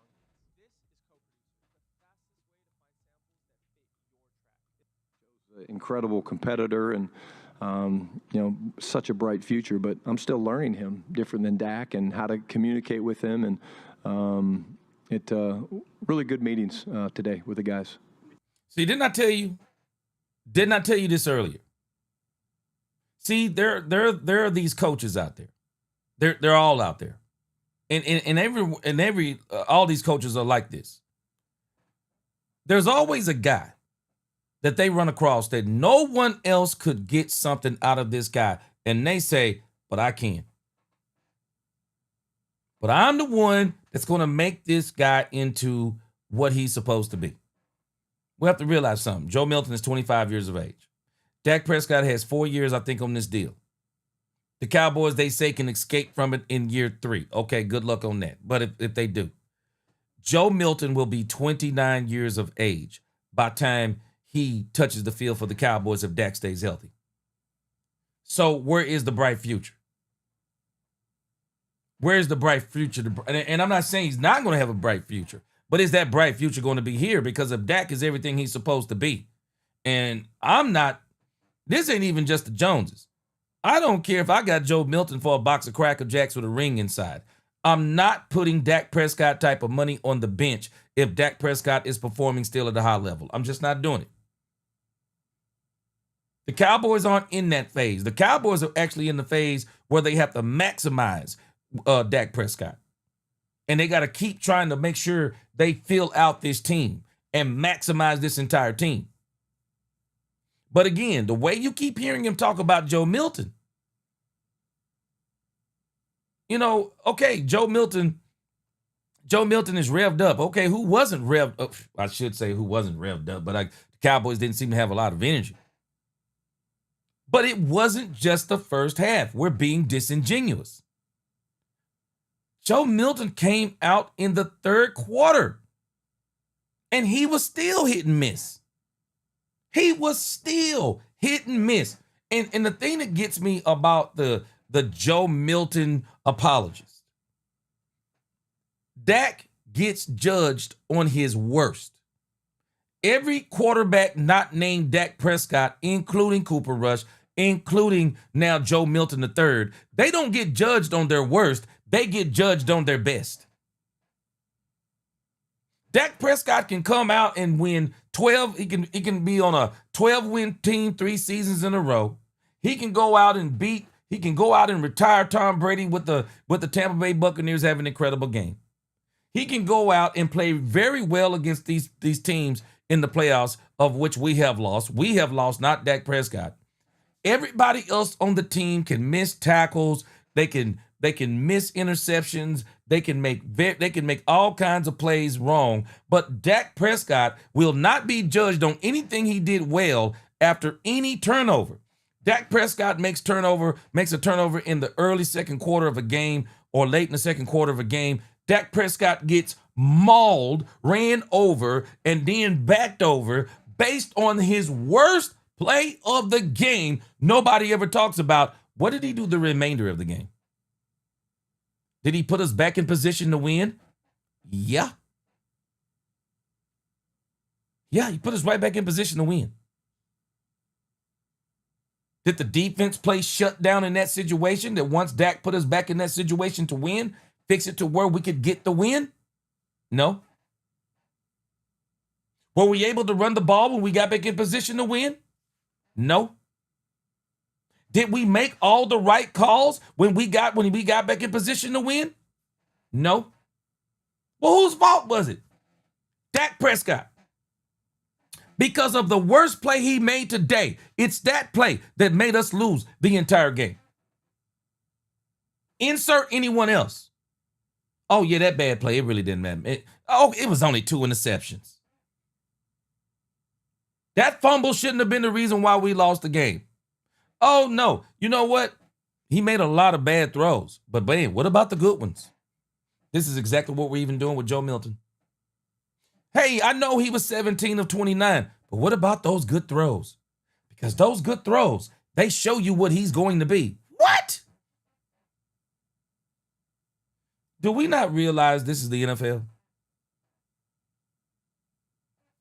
Every quarterback in this league, I'm telling you right now, they all can make great throws. Every last one of them can make great throws. You know why they're backups? Because they can't do it consistently. They can't do it consistently. They can't do it against the best competition. The more the competition revs up, the worse they get. The worse they get. Dak Prescott gets judged on his worst. And here is Brian Schottenheimer judging Joe Milton on his best. It's crazy work to me. I don't understand this Dak Prescott phenomenon. It's going to have to be studied when this man is gone. We talked a little bit last week about wide receiver 3. What are you hoping to see out of Jalen Tolbert as the rest of the preseason? Well, I think, JT's a guy that I like to challenge because I know anytime I challenge him, he steps up and accepts the challenge. Had a great punt return, got called back because of a penalty, the 20-something yard punt return. That was cool to see. I think the consistency of it. I mean, anytime a guy comes out of off a season where he has 7 touchdown passes, leads the team, I mean, he's just a guy that's going to always do right. He's going to block. He's so selfless and such just a great teammate. And, it's no surprise he was really trained by Brandon Cooks, because in reality, that's what B. Cooks is. And it's just like the consistency that those guys play at and how they help you win. Sometimes it's not in the stat book or the stat line. It's just they do plays 4, 5, 6 a game that you're like, whether it's a block, whether it's a cover down, whether it's a catch on a third down conversion, and you go, man, we probably don't win the game if it wasn't for that play by JT. Hold on, Lisa Worley. Lisa Worley, you have nothing to worry about. Lisa Worley, you have nothing to worry about. This man loves him some, and I think he loves Jalen Tolbert. Let me say this about Brian Schottenheimer, because I really like Brian Schottenheimer. I think what he's saying about Jalen Tolbert, he's saying the things that we don't see. He's saying, I like Jalen Tolbert for the things that y'all don't see. Y'all are watching Trayshawn Holden with the splash plays. Joe Mingo with the splash plays, maybe. Ryan Flournoy could have had a splash play. You're looking at guys with splash plays. He said, but me, I'm looking at Jalen Tolbert. Day in, day out. I've been here with Jalen Tolbert from the time almost Jalen Tolbert got here to now. And when I see where Jalen Tolbert is now versus where he was, the effort he puts in, the things that he does that y'all don't see, Jalen Tolbert is solid. I think that's what he's saying. I think he's saying that's where he is. So don't you worry. I don't think he's going anywhere. I don't think he's going anywhere. Angie the Rebel Chick said, I'm trying to see how I can take Booth position. Oh, man. But again, I think we're saying, Lisa, I think that Brian is saying some things that you can appreciate, that he's basically saying it's the stuff that people don't see, that he sees, that Jalen Tolbert is. And that's probably why he's maybe saying he really has an affinity for Jalen Tolbert. I'll go back to Friday. Typically, that's a beanie day. You know, see what the other team is doing, give them a look. If you guys had a hard practice with the start, you just not like the day of 3 days off for those guys, or 4 really. Yeah, that's exactly what it is, babe. I mean, literally, thinking back last couple of years with the AAR, what happens is if you do the beanie day on Friday and your vets don't play, so Friday they kind of get it off. They don't play Saturday. The mandatory day off is Sunday. Today they come back in and you can't practice because the guys played in the game are sore, and you wouldn't do that. So the next thing you know, you're 4 days of not doing anything, and I don't believe that that's the best way you get. It's too long. It's too long a period for these guys to not be playing football. How do you get good at football? You play football. And so the way we structured the practice schedule is the guys not playing in the game or limited in the game, they got 24 reps, and the guys that were going to play quite a bit in the game got 12 reps. And so I think that's very manageable. I think the guys worked hard. I challenged them to work hard, and that's the formula we'll keep going with. Brad Sham, Cowboys Radio 105.3 The Fan. Is Milton the backup quarterback? From the standpoint of, I know Cooper Rush last year he felt it hurt him that he didn't get to play more while you all were looking at. Is your mind secretly sabotaging your success? Hold on a second. Who is this man asking this question? This is the question of the day, y'all. This is the question of the day. This man is putting Brian Schottenheimer on the spot, because this is exactly what I said earlier. Why are we giving this man the job? Why are we, I talked about this in the Joe Milton video. We're not letting him compete for the number 2 job, at least it seems like to me. We're letting him play himself out of the number 2 job, like we let Trey Lance play himself out of the number 2 job, rather than Trey Lance competing with Cooper Rush for the number 2 job. Now, Cooper Rush, to me, man, I struggle with that one. I probably still would have rather seen Trey Lance, but with Will Grier. No, Will Grier can play, because I'm telling you, there's a lot of people, including me, who believe that when they had their quarterback competition a few years ago, Will Grier beat Cooper Rush. I'm sorry. I just think Will Grier beat Cooper Rush. So the question is, with a better Will Grier, are you just automatically giving Joe Milton the job? This is a great question. Let me rewind it a bit. I want y'all to hear this in case the commercial interrupted it. This is a great question. Hey, I want to know. Let's see what he says. Friday, they kind of get it off. They don't play Saturday. The mandatory day off is Sunday. Today, they come back in and you can't practice because the guys played in the game are sore, and you wouldn't do that. So the next thing you know, you're 4 days of not doing anything, and I don't believe that that's the best way you get. It's too long. It's too long a period for these guys to not be playing football. Well, Roy How do you Clay? get good at football? You play football. And so the way we structured the practice schedule is the guys not playing in the game or limited in the game, they got 24 reps, and the guys that were going to play quite a bit in the game got 12 reps. And so I think that's very manageable. I think the guys worked hard. I challenged them to work hard, and that's the formula we'll keep going with. Brad Sham, Cowboys Radio 105. Okay, this is Brad Sham. Is Milton the backup quarterback? From the standpoint of, I know Cooper Rush last year he felt it hurt him that he didn't get to play more while you all were looking at Lance. What you saw of Greer the other night, what you know of him from before, did he earn more playing time in preseason? How do you approach Yeah, I think, our plan all along has been that we need to find out about Joe Milton. And again, under no circumstance am I panicked or worried about Joe Milton. Joe Milton played really well in the second half. He did some really good things. He calmed down. He figured it out. But I'd be crazy if I didn't say to you how impressed I am with Will Grier. Wait. All the guy does is when given. Wait. So did y'all see how Brian Schottenheimer he just glossed over? Did he do something previously? Did he do something before he got here that makes you say he earned? That's the operative word. Did he do something before where he earned more playing time than Will Grier? And Brian just kind of nonchalantly says, yeah, and then goes into again, Susan, Paul, tell me what you think. You said that this is a Jerry Jones plan. I said that any coach in his right mind would be saying that Will Grier is the number 2 quarterback, and maybe is this some other force?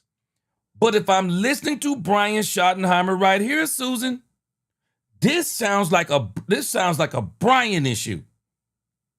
He once again reverts back to defending Joe Milton. Where did Brad Sham say anything about, at least unless I'm missing it, where did Brad Sham say, hey, are you panicking about Joe Milton? Do you not think Joe Milton is good enough? I don't remember Brad Sham asking that. Brad Sham is asking, what did he do to earn more playing time than Will Grier? Now, we're going to have to call this what it is. We've been talking about all this competition stuff. All this competition. And I've been, Joe Milton's pushing Dak. They were almost giving you the impression that Joe Milton was so good that he was literally going to challenge Dak Prescott in some form or fashion. And I remember when they first got Joe Milton, yeah, man, Dak better not get hurt. I said it again. Yeah, he better not get hurt. There were even people talking about, if Dak get hurt, he won't get his position back. Why not? Why not? But again, Brian Schottenheimer is defending Joe Milton, putting him on a pedestal when he doesn't have to.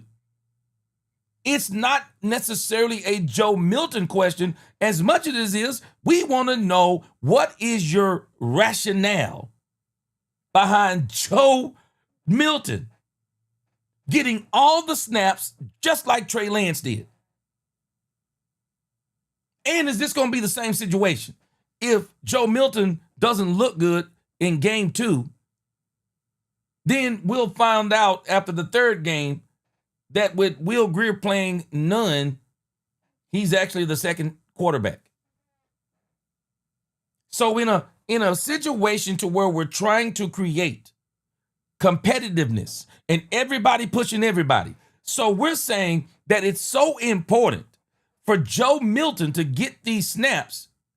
And Brad Sham, he's making another point that I you know what? I got to think about this. He's saying that Cooper Rush not getting any snaps in the preseason may have hurt Cooper Rush when he got his opportunity to play during the season. Didn't think about that one. So if Joe Milton turns out and you say, no, we're just going to let Will Grier be the backup quarterback, but then you turned around and didn't let him get hardly any snaps in the preseason, does it hurt Will Grier not to play in the preseason? Brad Sham is asking a great question. And Brian just comes back and glosses over what did he do before he got, wait, the Buffalo Bills game? Where the Buffalo Bills basically took a bye week in the last week? Y'all explain this to me. Explain it to me. How do you look better against the Buffalo Bills, supposedly the way everyone was talking about it, but again, it's a joke in the grand scheme of things because the Buffalo Bills basically took a bye week. How do you look better in the Buffalo game, but then we come back and give you almost an entire game against the Rams, playing against their backups? I'm sorry, tell me I'm wrong. Stetson Bennett looked 10 times more. Look, 10 times better than Joe Milton III.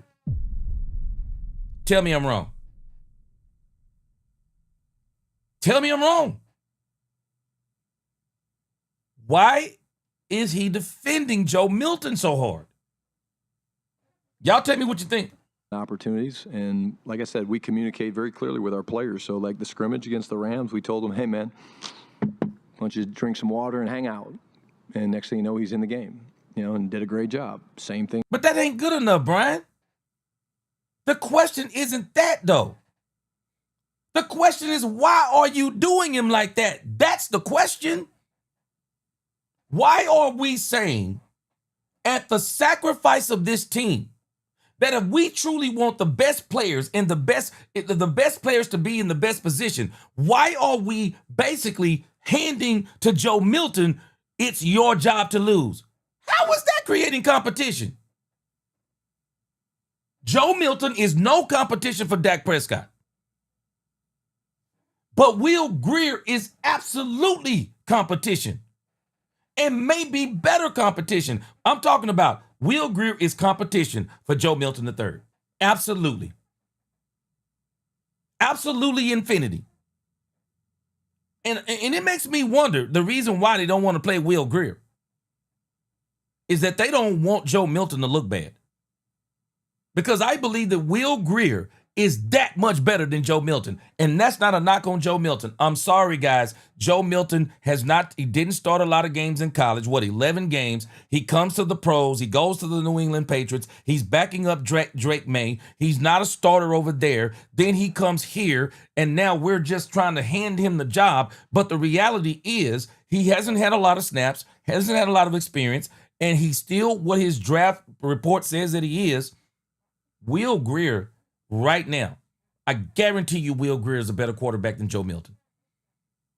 So we want to be a better team. We want to create competition. So this is the message we're sending to our team. Okay? Let's talk out of both sides of our mouth then. Because that ain't competition to me. It's not competition. Randy McIntyre, appreciate that super chat. I'm pretty sure I just answered that question for you. Randy McIntyre, Will Grier. I'm telling us Will Grier can play.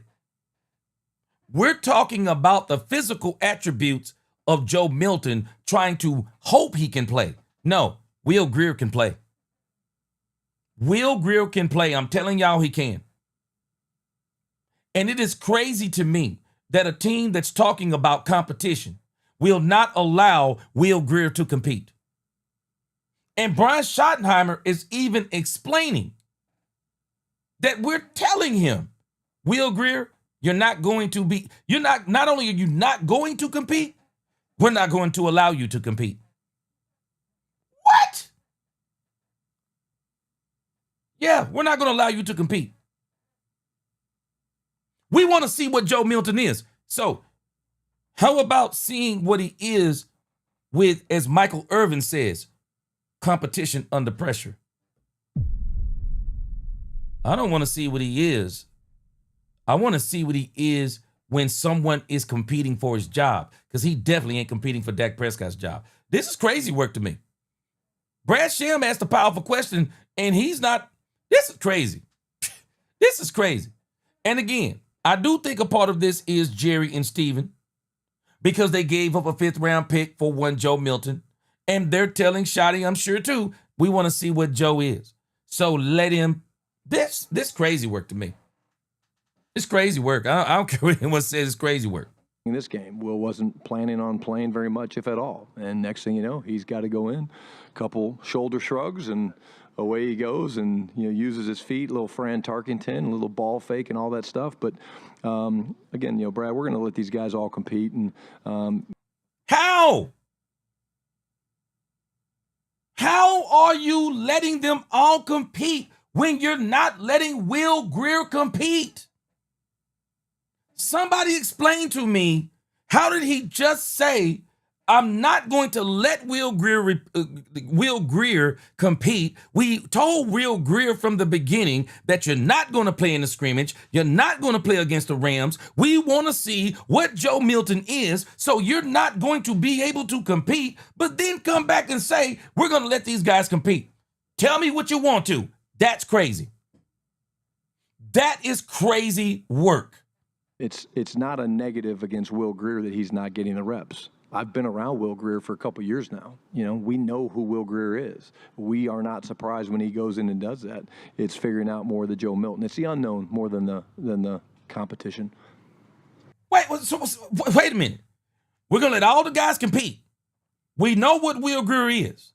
So our justification for doing this to our football team is it's the unknown of Joe Milton that is allowing him to get reps rather than the known of Will Grier.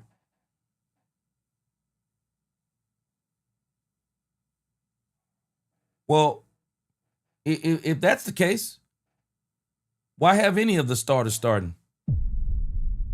We also know what they all are too. Why don't we just spend the entire training camp and the entire preseason just letting second-team players play, third-team players, letting all the draft picks play? Why don't we just spend all of our time on all the free agents? Let's let all of them. Let's just see what everybody is, because we already know what this set of guys are. Let's just set them to the side because they don't need reps. That is pure garbage, and I'm sorry, but it's garbage. That is absolute garbage. That is garbage. Y'all tell me what y'all think. That's garbage to me. I'm going to come back to this section. I want y'all to tell me what y'all think about this. This is garbage to me. This is hypocrisy at its finest.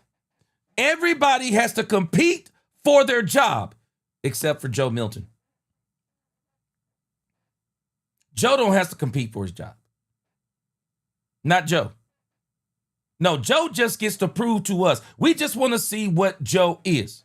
So Joe gets to do what he wants to. We want to see what Joe is. No one else is getting this privilege. Because if you ask me, then don't let CD, don't let George, don't let Tolbert play. All I want to see is Mingo, Brooks, Trayshawn Holden. That's all I want to see. Because it's the unknown. It's the unknown of why Joe Milton is getting reps.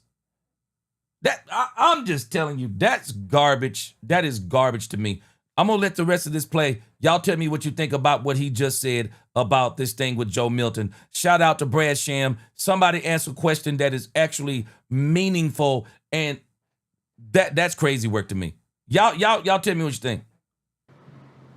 Garrett Podell, CBS Sports. Brian, on Saturday you talked about being up there as an NFL head coach is your dream, and a couple times this offseason you mentioned Bill Cowher. How instrumental has Bill Cowher been in you getting to this chair you're in now, and how would you describe the role he plays in your life, both personally and professionally? Yeah, I mean, he's a family friend, longtime family friend. You know, he and my dad were very, very close. He looked up to my father as a mentor, and, you know, I try to use Bill any chance I get. You know, I appreciate him. I love the way his teams played. You know, his teams were very, very physical. His teams were great at taking the football away. A lot of things that we believe in and that I believe in come from Marty Schottenheimer, Bill Cowher, winning the line of scrimmage, be multiple, all those things. And, you know, it's not like we talk every week, but he's definitely someone I know that when I have questions or issues or something that maybe I would have reached out to my dad or somebody else, I like to go back and get somebody like that, a Super Bowl champion head coach that's been through the fires, and he wants to stay involved too. I know he does the TV thing, but, you know, you can't – he'd be lying if he said he doesn't miss it a little bit. I mean, you can't not miss being out there on the grass, running around with the guys.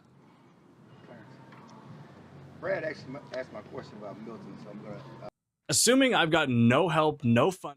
Now, you just heard Clarence Hill. See, everybody's wondering, and let me tell you what's got everybody's interest peaked. Y'all want to know what's got everybody's interest peaked? Because everybody saw the change of energy when Will Grier stepped into the doggone game.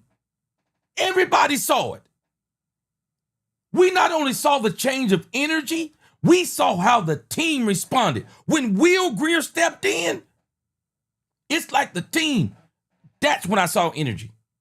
It was the most energy I saw the whole day when Will Grier stepped in at quarterback. That's when the team said, let's go get him. That's when the team said, let's go get him. This is disingenuous to me. This is dumb. This is absolutely dumb. To justify this man getting all the reps because of the unknown. Let me tell you why I told y'all this in the video. Boy,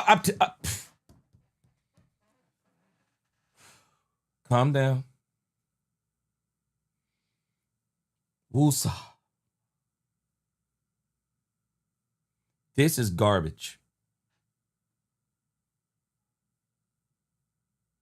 And anybody who justifies this, I'm not saying anything bad about you, but you really need to question the rationale behind thinking this is okay. How do you tell your team it's about competition except when it comes to Joe Milton? What? Brad Sham. What did he do before he got here? What did he do? Was he the runner-up for the Heisman in college? Was he? I mean, at least Brock Purdy was Mr. Irrelevant, but Brock Purdy played, 50-something games in college? Did we actually see him beat Drake May out in the preseason last year? Overwhelmingly beat him out, actually got in during the season? Took him on a 5-game stretch, went 4-1. Did we see that? Did he do something that made us say, man, look at everything he did from his last year in college to his first year with the New England Patriots. We got to get him in. And he is the only one that gets to not compete?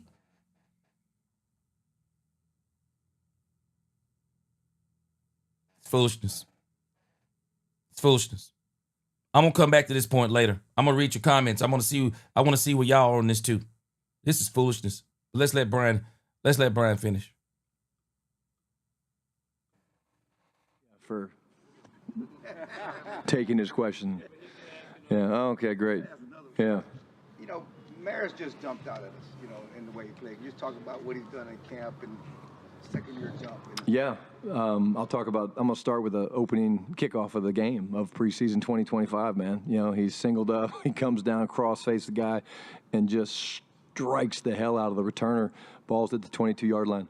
Then he goes out and, again, probably played as physical as anybody on the defense, filling gaps, punching, tackling, shooting gaps. I just see the instincts and the confidence right now. Clarence jumping off the film with me, man. But, like, the defense was great. It's what I've seen every day. But go to the opening kickoff, and here's a starting linebacker playing on special teams, and it's like right out of the gate, man. He's, boom, down there. And he wasn't the only one. Marquise Bell was there. He had a great cross face. Buddy Johnson was squeezing it from the inside. But, yeah, what I've seen from Maris has been very, very consistent, and he showed out in the game. Good redirect, by the way. That was good. How do you reward a guy like Malik Davis who, comes in 36 hours before the game and has an awesome performance versus the guys who have been here throughout camp? You've committed this running back for multiple of those guys.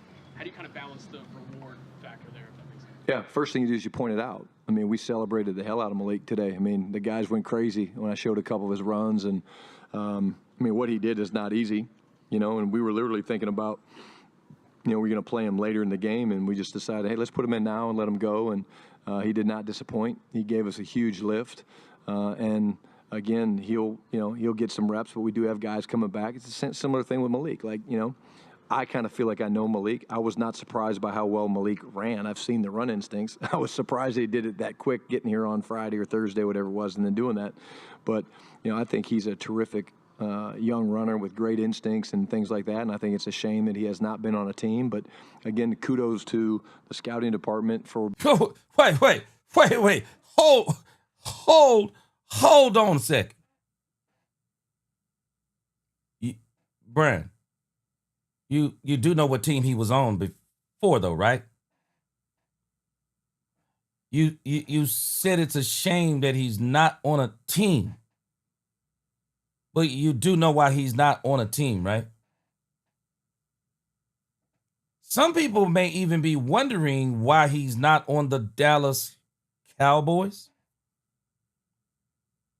I'm just saying, I'm just throwing it out there. Maybe I'm crazy. I'm just throwing this out here.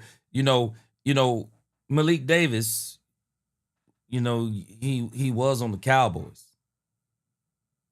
And maybe with the way y'all have kind of treated him over the last few years, maybe nobody wants to bring him in. I don't really know what the deal is. But, he just said the same thing about Malik Davis.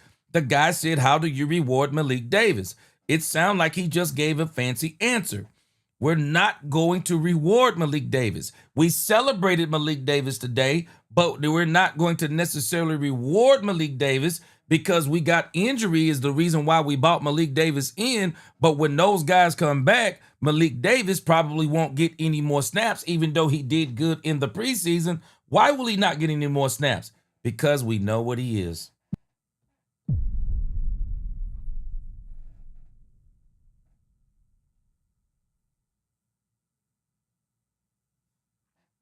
I'm going to leave that right there. Being able to find him, and he's happy to be back. And, again, these next two practices are going to be physical and hard and long, and there'll be plenty of work to go around for everybody. Bigger smile knowing he's a Florida Gator? Absolutely. SEC shows on Netflix, somebody said. Yeah, get to check that out. Brian, kind of a follow-up to Brad, but thank you for your interest in retro fitness. Thank you. Don't you let Brian Schottenheimer, I haven't heard the question. Don't let Brian go on this. This is garbage. I don't care. You're entitled to your opinion, but this is garbage. This is garbage. Tony Romo said it best, and I love Tony Romo for saying it. Tony Romo said this is a meritocracy. Maybe I need to play that today. Tony Romo said this is a meritocracy. Do y'all know that Dak Prescott didn't beat Tony Romo? Dak Prescott didn't beat Tony Romo because the Cowboys gave him the opportunity. Dak Prescott beat Tony Romo because he seized the opportunity. He seized it. When Dak Prescott got his opportunity, we didn't have to make no excuses for Dak Prescott in the preseason. He balled. There was no question. Dak Prescott balled out in the preseason and took that right into the regular season. And by the time Tony Romo got healthy, it was no. They overruled Jerry Jones. Nah, bruh. There ain't going to be no playoff again with you and Dak. There ain't going to be no throwing competition in camp. There ain't going to be none of this. This is a meritocracy, bro. Dak Prescott came in, seized the moment. We're on a win streak. You're on the bench. I thought performance is what this league was about. Now, this got me hot as it applies to the Cowboys because this is the second season we've done this, and we did it. We did it with Trey Lance. We should have let him. We should have let Cooper Rush play. We should have let Cooper Rush play because it's the pressure. It's really the pressure that'll show you what Joe is. It's not you saying, Joe, it's your job to give away. No, that's not what makes Joe better. It's the pressure that makes diamonds. The pressure either bursts a pipe or it makes diamonds. Let's see which one it is. Joe, glad you in here. Daniel Lim said something a while ago. Absolutely love what Daniel Lim said. Daniel Lim said, when you bring players in, you just tell them straight up. Daniel said, we need to stop being friends with players. Daniel said earlier, he said, hey, we need to bring players in and just tell them. Here it is. Daniel Lim said, I would tell my guys, we come here to work and play hard. If you don't show me what you got, then you're benched.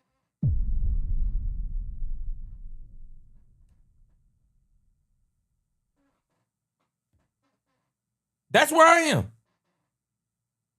That's it. Bro, you either play good or you don't. You're going to earn those snaps.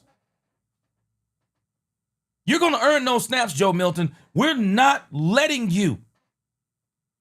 We're not just going to do what we did with Trey Lance and just say, hey, you get to just do this, and no. Will Grier is better, at least to me. Will Grier is better than Cooper Rush. Will Grier is better than Joe Milton. And if Joe Milton can't beat Will Grier, he can't be my backup quarterback. He cannot be my backup quarterback. Gabe Guerrero, good to see you. Ain't seen you in a minute. He said Jerry didn't want to pay Trey to stay. He'd rather pay dirt cheap Joe Milton. Nobody talking about Mingo at wide receiver. Again, this is crazy to me. This man should be just like everybody else. He should be no exception to no rule. Joe Milton should be competing. We should not be coddling, bringing this man along, because y'all need to understand something. If this is actually a championship level team, then nobody gets to be coddled. There could only be on this team for me right now maybe 3 players that get coddled. Dak Prescott, CeeDee Lamb, Michael Parsons. Those are really the only 3 players to me that can be coddled. George Pickens somewhat, because we know we want to sign George Pickens to a long-term deal. But everybody else, no, you in here working. And we ain't worried about those 3 players. We're not worried about Dak, CD, and Micah, because we already know they already going to outwork everybody. So we ain't worried about them. Dak already outworking everybody. CeeDee Lamb has already been terrorizing the Dallas Cowboys secondary, turning them upside down and left and right. CeeDee Lamb has been killing the Dallas Cowboys secondary. Michael Parsons, we already know this man is crazy as some of the stuff he's been doing. We already know Michael Parsons is an absolute beast. We don't have to put them on that type of scale. We already know they're gonna outwork everybody. Everybody else short of them people who we know gonna outwork everybody. You get snaps by your work and your execution. This is crazy work. Susan, I'm glad you spoke up again. Susan said, total Jerry. Brian knows what Jerry told him, and he has no other choice. Susan, I'm going to go with you. Susan said he has no other choice but to gloss over it. He definitely is not going to tell the truth. Susan, okay, I'm rolling with you because you giving Brian Schottenheimer the benefit of the doubt. I'm still rolling with him. But I got a problem with this type of behavior. Nah, bro. You going to earn them snaps. You're going to earn them snaps. You're going to earn them. I'm not letting you off on this. You're going to earn those snaps. And again, bro, How About Him said, bro, you're missing the point. I don't know if you're talking to me or not. Let me know. But, nah, I want to see it. I want to see it. Reed Shaw, he said, Fatima said Milton needs work. He joked about his throws. He didn't pay him olive oil. Yes, sir. Man, he needs work. He needs work. I'm telling us. And Money Talk said, Brother G, they spent a high pick. A fifth? A fifth? Nah, man. Milton gets the majority of the snaps. Jones mathing. A fifth? Bro, that ain't, I'm sorry, that's not a high pick to me. That's not a high pick. Susan said, I hate the way they're doing Will Grier. They know Will is better. Jerry has to be the smartest person. I said this in my video. This is the very reason why they went and got Joe Milton after nobody wanted him. Nobody was giving up a third. Nobody was giving up a fourth. And from what I heard, nobody was even giving up a fifth. And here come the Cowboys being the smartest people in the room, getting Joe Milton, and the fan base went crazy. Uh-oh, Dak better not go off the field. You right about that part. Dak better not go off the field. I'm with you on this part, Riso. They give him all the rest because he needs it more than Grier. Nah, for me, he got to beat him. He got to beat him for me. He got to beat him because you're sending your team to me mixed messages. So everybody's competing except for Joe Milton. Okay, got it. That's where I would be. And I wonder if other people feel like Will should be getting more out there because I'm telling you, the energy level when Will Grier got on that field was different. It was different. And Shotty knows it too. Shotty knows full well that when Will Grier hit that field, this team started acting different. This team started acting different than they did. Bam Bam Gaines said the way Trey Lance is playing, we obviously have the wrong coaches in the quarterback room. Bam Bam, you know what I think it is? I don't think these systems are designed for players like Trey Lance and Joe Milton. Anybody will tell you, man, Dak Prescott is a savant at the quarterback position. Dak Prescott, as someone said, you want to teach a young quarterback in college how to play quarterback, put on a Dak Prescott tape. This offense is really made for Dak Prescott. And if you can't quarterback, I think this is the issue. You can't play in this offensive scheme if you can't quarterback. It requires quarterbacking. That's the issue. Joe ain't there. And this ain't a knock on Joe. But I don't think it helps Joe in the way that they're doing this. I don't think it helps Joe, just like I don't think it helped Trey Lance. It didn't help Trey Lance to just say you have no competition. And then you gave him all the snaps, and then you said, hey, by the way, Cooper Rush is the starter. What? What the world? Yeah, he's a starter. And maybe if Joe Milton became the starter, maybe Brian changes up his entire playbook. But this playbook, to me, as it is currently constructed, it's a quarterback's playbook. Dak is a quarterback. And so, but again, this wasn't just happening here. This was happening with Joe. I guarantee you in New England, they saw what he was in practice. This was happening with Joe. We saw it even when he played at college. This was Joe. It's not just the system with Joe. This was Joe. It don't mean that Joe can't get better. But I just don't think you get him better. I don't think you get him better by not letting him compete. Where do they do this stuff at? Let this dude compete. Let him compete. If you want to give him half as many snaps, give him half as many snaps. But don't just tell a quarterback, Will Grier, hey, Will, we already know what you are. So don't take it the wrong way. Don't take it the wrong way when we don't play you none. Man, I don't care what anybody says. Everybody want to play, man. Everybody want to play, man. Unless you Joe Flacco, you 41 years old, you ain't sweating playing because you already know you don't want to go out there and risk just being old. Just a soft tissue issue because you're old. But everybody want to play. This is crazy work to me. But again, somebody's coming back with a follow-up question from Brad Sham. Let's see what he asks. I'm a little confused. Won't be the first or last time. Me too. Me too. Is Joe Milton the backup? Is he your number two? Yeah. Why do we have to decide that today? You know, we don't. Boom! Put him on the spot. him on the spot. I'm not flipping on Brian. I love Brian. I love Brian Schottenheimer, but hey, this issue right here, put him on the spot. Hold on a second, bro. That answer you gave, did I not just say it? He glossed over that one. He glossed over that answer from Brad Sham. He just glossed over it like, Joe Milton, man, I'm not panicking. Who asked you if you were panicking on Joe Milton? Who asked you if you were panicking? No, we're asking you a question that's legitimate because we're seeing something different. You're trying to explain away why Joe Milton steps onto the field and the Dallas Cowboys' second and third team look different.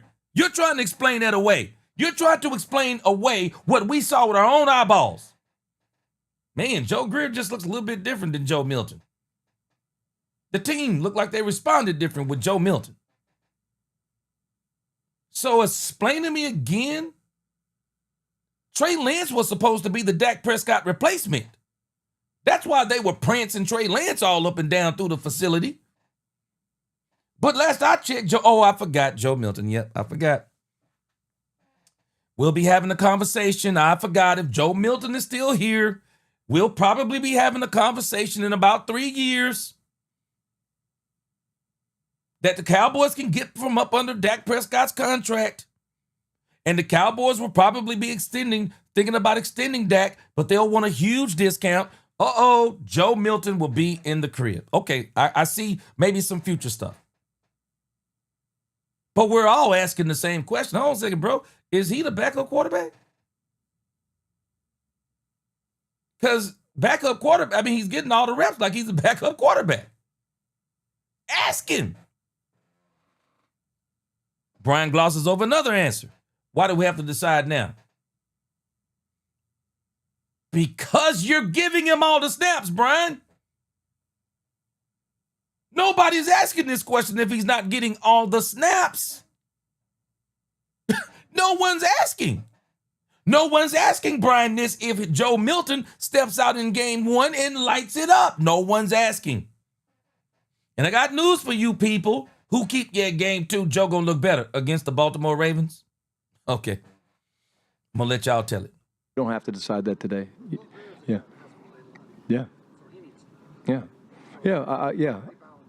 You balance it by saying we want to find out more about Joe Milton. What? In case y'all couldn't hear what the guy was asking, because Brian is feeling the pressure from the question, Brian is cutting him off. Yeah. He's asking, hold on a second. Well, how is this helping Will Grier? Doesn't Will Grier need snaps? Did I not? Everybody wants to play. Doesn't Will Grier need? Let's stop saying, hold on. If Will Grier, y'all, is that good, that Will Grier don't need no snaps. He don't need no game time. Only reason he got game time is because Joe Milton got his funny bone hit. He don't need no snaps. If he that doggone good, then he's the backup quarterback. Am I wrong about it? If Will Grier is that good, we don't need to see what he is. Will Grier is the backup quarterback. Point blank in the story for me. Will Grier is the backup quarterback to me then. If he's that doggone good. Come on, man. Come on, Brian. There's a ton of talent. There's a bunch of things that we see from Joe Milton. You saw Joe needs. Again, this isn't the Joe Milton question. And Brian reverts back to defending Joe Milton. Why is he defending Joe Milton when nobody's asking him about Joe Milton? He's defending Joe Milton because he knows what we saw and what he saw. Will Grier looks better than Joe Milton. Will Grier looks better than Joe Milton, period. That's why they don't want us to see Joe Milton, I believe. They don't want us to see Will Grier because they know everybody's going to be saying the same thing. Hey, man, this dude Will Grier looks better than Joe Milton. You sure?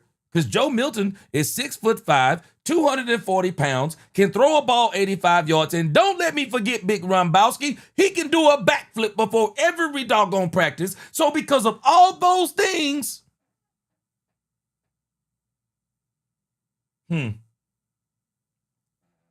I'm looking at you sideways. It's all about competition until it comes to Joe Milton because we want to see what he is. So how much time do we need? You said he settled down in the second half and we still saw major mistakes. You're going to be seeing him in training camp for the rest of the week. How much do we need to see of him? I mean, are we basically saying, because if I was him, I'd be asking what the follow-up is, okay, how much we need to see of Joe Milton? How much do we need to see? Because last year you let Trey Lance play virtually. I mean, not virtually, but you basically let him play all 3 of the preseason games, and Cooper Rush didn't get a snap. So this is what we're doing with Joe Milton. See, this is disingenuous. The reps. You know, you saw the way he started the game. You saw the way there was a little bit of struggle for us early on. You know, he was throwing the ball hot and hard and all those things. And that's not the question. He finally settled in, and I need to get to learn him, you know, as the play caller. You know, see, Brian's got in his mind. Brian has put in his mind, I can fix Joe Milton. I'm telling you, that's what I believe. There's a part of him saying, with all of that raw talent, I can fix Joe Milton. Okay. I don't need to learn Dak. I feel like I really don't need to learn. Okay, he said he don't need to learn Dak. Is there a reason why Dak's playing? Why is Dak playing? Oh, okay, wait. This don't apply to Will Greer. It only applies to Dak Prescott. Dak Prescott's the starter. Dak Prescott was injured. Okay, we know. Why is Dak Prescott? Yeah, because Dak Prescott needs the reps too, don't he? Yeah, Dak Prescott needs the reps too. Because everybody needs reps. Until again, like I'm saying, I mean, you know, you Tom Brady, man. You know, hey, man, I'm 44 years old. I know this game backwards and forwards, but even Tom Brady would tell you he wants the reps. It's crazy work to me. It's stupid. Will. So it's more of that. It's got nothing to do with, it's more of me having to learn Joe. And I'm not going to say who the backup running back is right now, who the backup quarterback is right now, because I don't have to make those decisions yet. Again, is he going to get more reps? We'll see. Along with that, when Will came in, he stepped up on the touchdown. Great play. And Joe kind of goes out the back of the pocket. Doesn't really help the tackle out a number of times. Is that something that you guys looked at and kind of showed? Yeah, we actually talked about it with Joe today. When you're playing a Joe Milton or a Josh Allen or somebody like that, babe, you know, well, they probably didn't do it this. So see, here we go again. Here we go again. Should we actually be mentioning Joe Milton in the same breath as Josh Allen? Why is Brian doing everything he can do to defend Joe Milton? Why is he doing this? I'm applauding these reporters. I'm applauding these reporters today. Yeah, they're asking real questions today. Maybe because we got some football finally, they're asking real questions. And I'm glad they're putting him on the hot seat. Brian Schottenheimer is a great interviewer. He says all the right things. You know what? It's great you can say all the right things because there's no competition. I love what I'm hearing. But now that we got some competition up in this thing, now that we've seen some things on the field, y'all got to stop saying this is only the preseason. It takes about 50 days to form a habit. If I'm not mistaken, they say around 50 to 60 days. What I'm seeing, what a person is doing now, come back and revisit this in about 50 to 60 days, and let's see if we're doing the same stuff. Y'all might not be hearing what these reporters are asking and what these reporters are saying. They've seen Joe. And you know what they're saying? This is the same Joe from college. This is the same Joe that didn't beat out Drake May. This is the same Joe that was the 6th round draft pick. This is the same Joe that his draft report says, big arm, prototypical size, cannon for an arm, but he can't quarterback yet. And I just say yet because I don't want to talk bad about Joe Milton, but I'm just saying Joe is what he is. We just got to accept that Joe is what he is at this point. And why are we, if we're saying this is a championship level team, And if we're saying that there's a possibility of whatever reason that Dak Prescott could go down, then I want to see. I don't want to hear we need to see more Joe. No, I want to see the backup quarterbacks compete, and I want the best backup quarterback I can get. And I want Will Grier to play in the preseason. It is disingenuous to Will Grier to say, we know what Will is. Will is so good that if we call on Will, he's going to succeed. Well, he deserves to be the backup quarterback then if he's that dang gone good. What? Are we hearing how crazy this is? I know what he is. I want to see what he is. And if he can show us he's better than what we haven't even given this guy an opportunity to show us, even though he don't have to show us because we know what he is. What? Man, this is like this is very disingenuous. Very disingenuous. I'm glad they're putting him on the hot seat with these questions. He deserves to be on the hot seat for these answers. Bro, they're asking you, why are you... If Will Grier can play, why are you not rewarding him? You're saying you're rewarding Trayshawn Holden. We ask you about Malik Davis. How are you going to reward him? Because the way you reward players is with reps, and even Brian has been saying, players who play good, we reward them with reps. Why not Will Grier? Why not Will Grier then? Why not Will Grier, Brian? So you're letting seeing what Joe is get in the way of your own philosophy that you've been preaching? Competition, ping pong table in the doggone locker room, shooting baskets. Throw all that junk in the trash if you're not going to let Joe Milton and Will Grier compete. It's disingenuous to your own team. I'm sorry, I'm looking at you side-eyed if it's me. I'm going to follow you, but I'm still looking side-eyed like, man, this is crazy work. I mean, why is Joe the only one not having to compete? This crazy work to me. With you, but they're going to rush them differently. They're going to contain rush, where they're going to keep the edges wide so that you can't escape that way. So the escape path for an athletic guy like Joe or yourself would be to move up, to go out. Yeah, okay, maybe. So watch how disingenuous he's being. Because the Rams don't look at Will Grier the same way they look at Joe Milton. Because the Rams, the way they look at Joe Milton is because, let's put him in the category with Josh Allen. Stop this. It's madness. We cannot put Joe Milton in the category of Josh Allen. We cannot do this on any level. Because of the skill set, they go wide on them so they can't get these outside runs. This is hogwash, Brian. Oh, wait a minute. Let's totally diminish the touchdown that Will Grier ran. That Will Grier, hold on a second. Will Grier looks faster than doggone Joe Milton the way he got that touchdown. Is it because of that what we're seeing? This is crazy work to me. I'm looking at you side-eyed if I'm on your team right now. I'm looking at you side-eyed.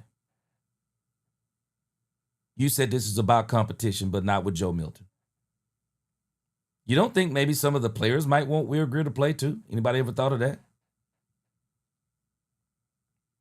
Anybody ever thought that maybe every time Will Grier gets out there, maybe even the players are going? Because Cam Newton said this happens too. Cam Newton said that players know. Anybody ever thought that even players may be wondering, like, man, okay, Joe played, Joe got all the snaps during OTAs. Joe got all the snaps all the way up until this first game. And then Joe got out here and Joe, he didn't wet the bed. He boo-booed in the bed. Have we not seen enough? Doesn't mean we don't let Joe continue to get snaps. Maybe we now say, hey, it's time to start letting Will Grier eat into some of those snaps. As a matter of fact, Joe, you're playing one half. Will's going to play the other one. Guys, we got to stop this mindset of No, you need to start moving towards decisions now. You've played your first preseason game. You only got one more with the Baltimore Ravens. The third one is going to be a dress rehearsal. Then you get 1 week to maybe say, we're going to make some improvements. We're going to go get this player from this team, or maybe there are teams that have started cutting players. This player will help our team. We got to bring them in, fast track them, and get them on track so we'll be ready to play the Philadelphia Eagles. But we got to stop saying. We have to stop saying it. I know, Brian, I'm with you. I'm still driving your bus. But we have to stop saying we don't have to do things now. We don't have a whole lot of time. Time is actually the enemy of the Cowboys. It's the enemy of the Cowboys. Brand new coach, brand new coaching staff, whole bunch of new players, holes on your team now. We need to go ahead and start putting some things in order, because that Thursday night is going to be here before we know it, and I don't want us to be disappointed. Because I got a strange feeling that if the Philadelphia Eagles rout the Dallas Cowboys, it will not only be detrimental to the fan base, it will be detrimental to the team. We cannot get routed when we play the Philadelphia Eagles. We need to be treating, as a brand new coaching staff, on a tone and on a short time frame, because you're not building a team from scratch. No, we got players here. We got Dak. We got CD. We got Michael. We got Oso Digizua. We got Deron Bland. We got DeMarion Overshown. We got Trayvon Diggs. We got players. We got players on this team. You're not becoming the head coach and you're bringing in a whole new team. No, you got a team that we're saying we want you to implement a culture in and to win sooner than later. We got to stop acting like we got a lot of time, man. And Brian has been a little disingenuous today. But to go up, to go out, whereas other guys get rushed differently, guys that they don't feel are as athletic, they're going to run more games. But, yeah, they had a very specific plan for Joe, and he's going to have to learn to navigate and how to get through those pockets. And Come on, Brian. Come on, Brian, man. They had a specific game. Oh, we got to stop this stuff, man. It's the...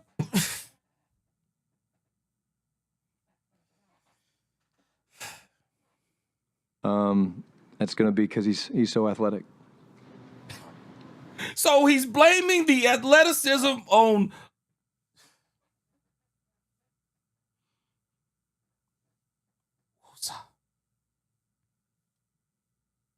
So Brian didn't. So Joe didn't look as good because the Rams knew he was athletic, so they had a game plan for him to contain him, to explain away why basically Will Grier looked way better on his run than anything that Joe Milton did the old day. Gotcha, Brian. Gotcha. You mentioned Netflix a second ago. There's a series coming out this week, I believe, with Jerry and stuff. You were in Florida when the '90s Cowboys stuff was going on. What did you know about them then? What did you see about them then, and what have you learned about them since you came back? Well, I've learned a lot. Since I've been here over the past couple of years, I've learned a lot. And I'm excited to watch it because it's obviously an incredible story and incredible tradition. And, I think looking back now that I know some more of those guys now, Todd, it means more to me. Like when we had the Legends Day and all those guys came back and I got to be around, spend time with Michael Irvin, spend time with some of those guys that were on those teams. I think it makes the story for me, the storyline for me, even more exciting because I'm developing relationships with those guys and learning to care about those guys. And, of course, I care about, the guys here that were part of those teams and winning championships. But anytime you can celebrate. You can make all the money you want in the world, but you'll never get the respect and admiration you deserve. Rumbowski, boy, I'm coming to you. I see you. After we finish with Brian, Super Bowls. I'm going straight comments. I'm reading straight comments. Boy, y'all making some great comments in here. We're going straight comments. Some of the things the stuff they had to deal with that wasn't great, because that's going to happen as well. There's going to be issues. There's going to be problems with different issues, and you're going to have to address it. And I think they proved that you can do that with the right connection and brotherhood. Certainly got to have great players. But I think it'll be a great watch. I don't know when I'll find time to do it. Maybe on a road trip somewhere or something like that. But, I think it should be very entertaining, to say the least. Coach, you told us, Michelle Montaigne, WFA. You told us that you were a little bit emotional pre-game, talked to Jerry for a while and whatnot. After such an adrenaline rush, like, you know, your first game as an NFL head coach, I'd imagine you'd probably like to talk to your dad. Who did you talk to as you kind of decompressed, reflected in the hours after the game? I talked to my wife. I talked to a couple of the guys on staff. Actually, I'll make fun of myself here for a second. So after the game was over, I did the team prayer. I called them up. I talked to the guys, and I decided I was going to do the team prayer because obviously my faith is really important to me. Well, I went straight Ricky Bobby on them, and I actually cursed. Yeah. Okay, I cursed. Cursed in the prayer. I think I asked God to help us in the red zone. Said, like, you know, damn, we left some opportunities out there. So I fired myself from doing the post-game prayer. I will not be doing that anymore. But we played the clip for the guys. I said, hey, let's talk about accountability because we got to address this. We got to get this fixed. And we played the whole clip of Will Ferrell at the kitchen table doing the prayer where he's talking to baby Jesus and all that stuff. And I think everybody knew because I think Sam Williams was like, afterwards, he said to Dak, he goes, can you swear during the prayer? So I have fired myself. I will no longer be doing the post-game prayer. Chalk that one up, that when you're that emotional and there's the ups and downs of a game, you don't need to be the one talking to God. So that's something that we, good, better, how, we after-action report, and we've got cleaned up. It's either going to be the team chaplain or someone a little bit more calm than me. We talked about the numbers at corner. Diggs and Revel, is there a decision with them? Do you fear that I won't have them in September? Yeah, again, I think, you know, Calvin, I get that you have to ask a question. I think, you know, both guys are doing what they're supposed to do. They will not. Like I said, I do believe there's good news on the way, you know, for a number of these guys that, you know, are injured, that hopefully we will have them in September. I'm talking about multiple guys at multiple spots, but you never know. And again, at the end of the day, it's one of those things that you take it day by day. And my number one concern is that they're doing everything that they're supposed to be doing with Britt and Jim and our training staff and our doctors to do that, and then keeping them engaged, which you guys have always asked about, keeping them engaged with meetings and, you know, doing some of the things that they can watch and things like that. So that's the biggest thing we're focused on right now. Football stuff with the strength guys, is he a little bit further ahead than Revel based on what the medical people are telling you? Yeah, I mean, they're both out there, but yeah, I think, you know, right now Trayvon's doing some great things. And again, I like to go watch those guys work out when they're working with Britt during practice, during special teams. And I think he's doing a nice job. And I'm on him, you know, I'm on him. I want him back. I want him back for him. I really do. You know, he's been through a lot. And I want him back for him. And, you know, whether that's game 1, game 2, game 3, whatever it looks like, you know, and it's not because he can help us win, which he certainly can do, but I care about him as a person. And I want it for him to get back on the field because he loves to play so much. Sorry, last one. I know you said they're... Smaller crowd today. You guys get multiple questions. I know you said you wouldn't say the backup running back. Is Javonte your starter? I'm not going to name the starter right now either, Nick. Javonte's having a great camp. You know, again, I'm not going to say he's the starter, but Javonte's having a hell of a camp, and I love the kid's professionalism. I love his professionalism. I love everything that he does. I won't feel Moffitt to be the starter. Having a terrific camp. You good? Yeah, no. Just piggybacking on what he asked you about Trayvon with Micah. Certainly, we've seen him out here watching practice, but what do you know about how he's keeping himself in shape and ready to play football if and when he does decide to start practicing? The one thing that in the past, you know, a guy has to practice, he gets out there the first week, he has a soft tissue injury. Yeah, I think that's the benefit of him being here. You know what I'm saying? I think the fact that he's here, he can do some things. You know, he's out there in his hot suit or whatever he's doing and stuff like that. But there's a plan. There's a plan for him to get in shape. But I do think that's the benefit of a guy being here and as opposed to someplace else. All of our medical people are here. All of our trainers and strength coaches. That definitely helps. So he's out there doing other things. Yeah, he's doing some things for sure. Thank you. Good. Thank you, guys. Producer. Man, I tell you what. Tell you what, I'm about to look that outfit up that Brian Schottenheimer had on NFL.com. I'm gonna have to wear that during the season. Boy, that outfit was crazy. Y'all see that hat and that top? Man, boy, that was dope right there. I'm gonna see if I can look that up. All right, man, I'm going straight to the comments now. I'm going straight to the comments and play off of those. because y'all have been making some great comments. I'm going to start with my man, the big Rombowski. Let's get a little bit of music playing back here since I'm going to be reading comments. I'm going to have to get me some comment music. I got plenty of music that I make myself. I'm going to have to give me some comment music next. Let's go to the comments. Big Rombowski said, I'm starting to see former NFL Scott John Middlecalf's point on Shotty. He said there's a reason the other 7 NFL teams looking for a head coach didn't even look at him. Rombowski, I'm going to still drive the bus on Brian. I'm not going to turn my back on him based on this. But I see some things that I'm kind of like, wait a minute, hold on a second. And one of them, y'all might not have caught. His comments on Booth, or as Angie says, B-O-O-F, Booth. His comments on Booth was crazy. What? Booth didn't play good last year, and Booth picked right up where he left off last year. Booth needs to be cut from this team, period. Very concerned about the thing he said about Booth. Bruce. Oh, and his whole spiel on you're talking out of both sides of your mouth, talking about competition. But then when it comes to Joe Milton and Will Grier, because we know what Will Grier, we don't need to have competition in that area.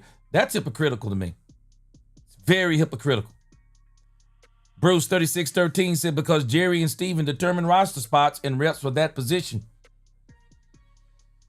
Susan is alluding to the same thing. She says she believes this is Jerry and Steven behind this. Carolina Cowboy, what's going on? Hey, I'm agreeing with you. I saw your comment and I thought it was right on. It said if that's the case, why didn't Mingo play the whole game? And why wasn't he targeted the whole game? Exactly. Based on his logic, all I should have seen was Trayshawn Holden, Jonathan Mingo, and I think there was another wide receiver out there. I can't remember the name of another wide receiver out there who we don't know what he is. So only the people, to me, if you're talking out of both sides of your neck. Joe Milton gets to do this because we need to see what he is?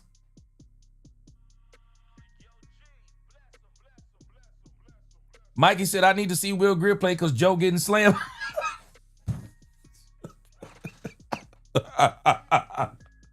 Mikey said, I need to see Will Grier play because Joe getting... Man, let me tell you something. I need to see Will Grier play.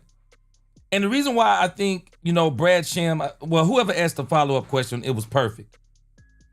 Why do we think Will Grier don't need snaps? If Will Grier don't need snaps, then he needs to be the second string quarterback.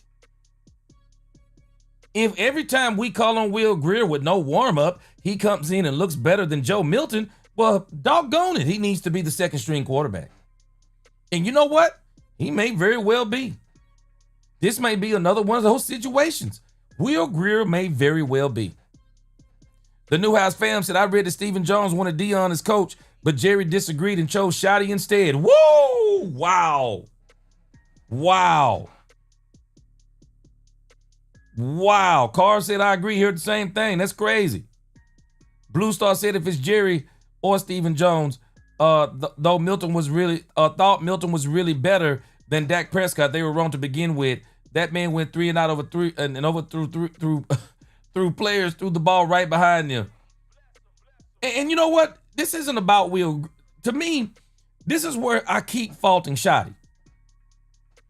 Stop bringing up Joe Milton, bro, and stop trying to defend him. Because this isn't really about Joe Milton. It's about Joe Milton, but it's not about Joe Milton. They're just calling him on what he's been saying. Competition. We reward guys with reps. Trayshawn Holden is moving up the depth chart. Why? Because of the reps. I mean, because of how he's been playing, he gets the reps. Joe Milton should not be an exception to the competition. Pick and Pop said he's under contract. Do you know how much we're paying Joe Milton, man? Do you really know how much we're paying Joe Milton? We're paying Joe Milton chicken feed, man. I looked up Joe Milton's contract today. You want to see Joe Milton's contract? This plugin. Joe Milton being under contract, and I appreciate your comment, Pick and Pop. Joe Milton being under contract, brother, cannot be the reason why you're doing this.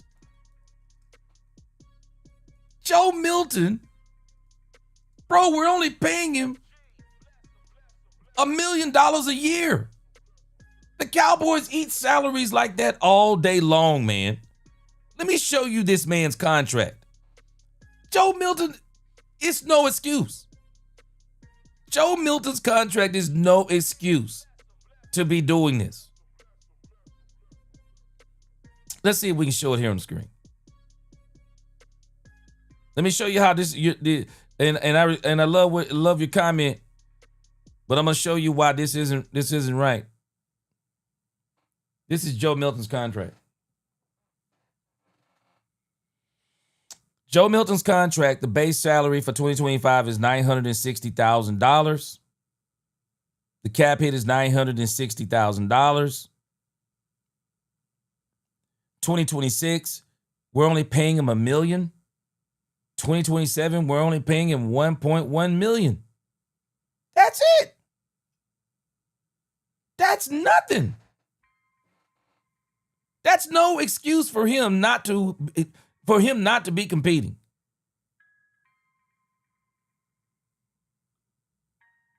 Let's look at this.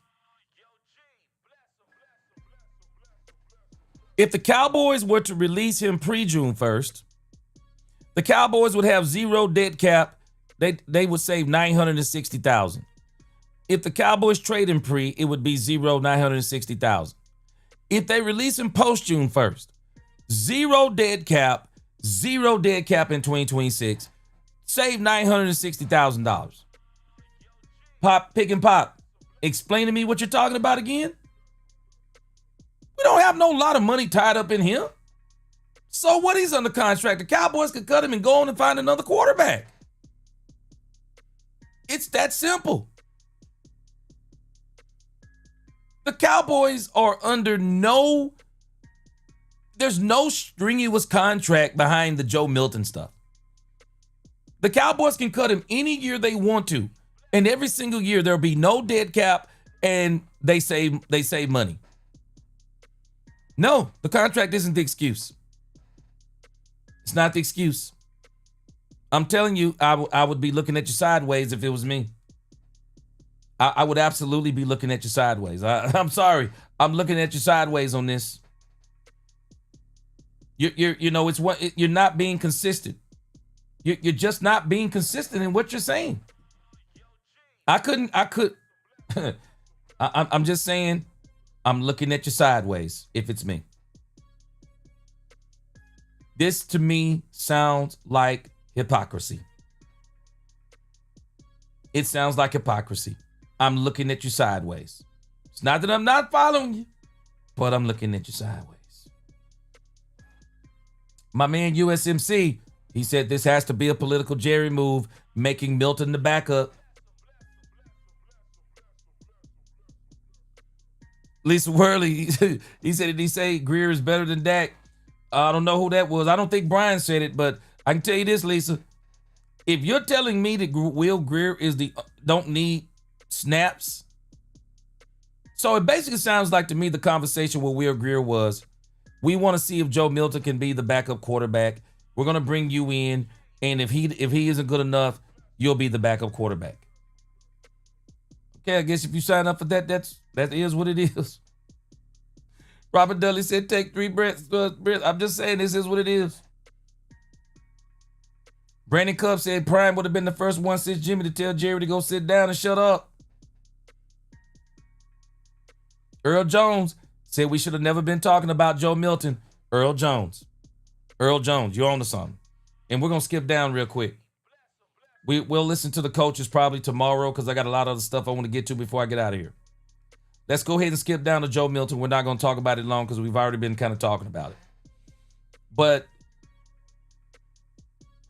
this is what I said in the video today. Joe Milton is not getting exposed. I asked the question, is Joe Milton getting exposed? Joe Milton is not getting exposed. The people who keep talking about Joe Milton being the greatest thing since sliced bread, they're the ones getting exposed. The people who were saying that Dak better not get hurt. The people who were saying that Joe Milton is one of them, and the people who giving him nicknames. He hasn't even started a game in this league. I mean, other than Buffalo. I mean, hasn't even proven himself in this league. Calling him Missile Joe, Bazooka Joe, mentioning him in the same sentences with a Hall of Fame quarterback in Brett Favre, mentioning him in the same sentence as a future Hall of Fame quarterback as in Josh Allen. That's crazy work to me. We got to stop doing that. We got to stop doing that. And Brian has got to stop got to stop defending Joe. You can defend Joe without defending Joe the way that he is. You got to stop doing that stuff. Yeah, you know, the reason why Will Grier got that run is because the game plan for Will Grier versus Joe Milton is different. You know, they bring it up and they make the edge wide for Joe Milton so he can't scoot outside. But with Will Grier, because he don't have the athleticism, they didn't play him like that. That's the excuse for why he got around the outside and got that touchdown. Well, isn't Joe Milton supposed to be faster than Will Grier?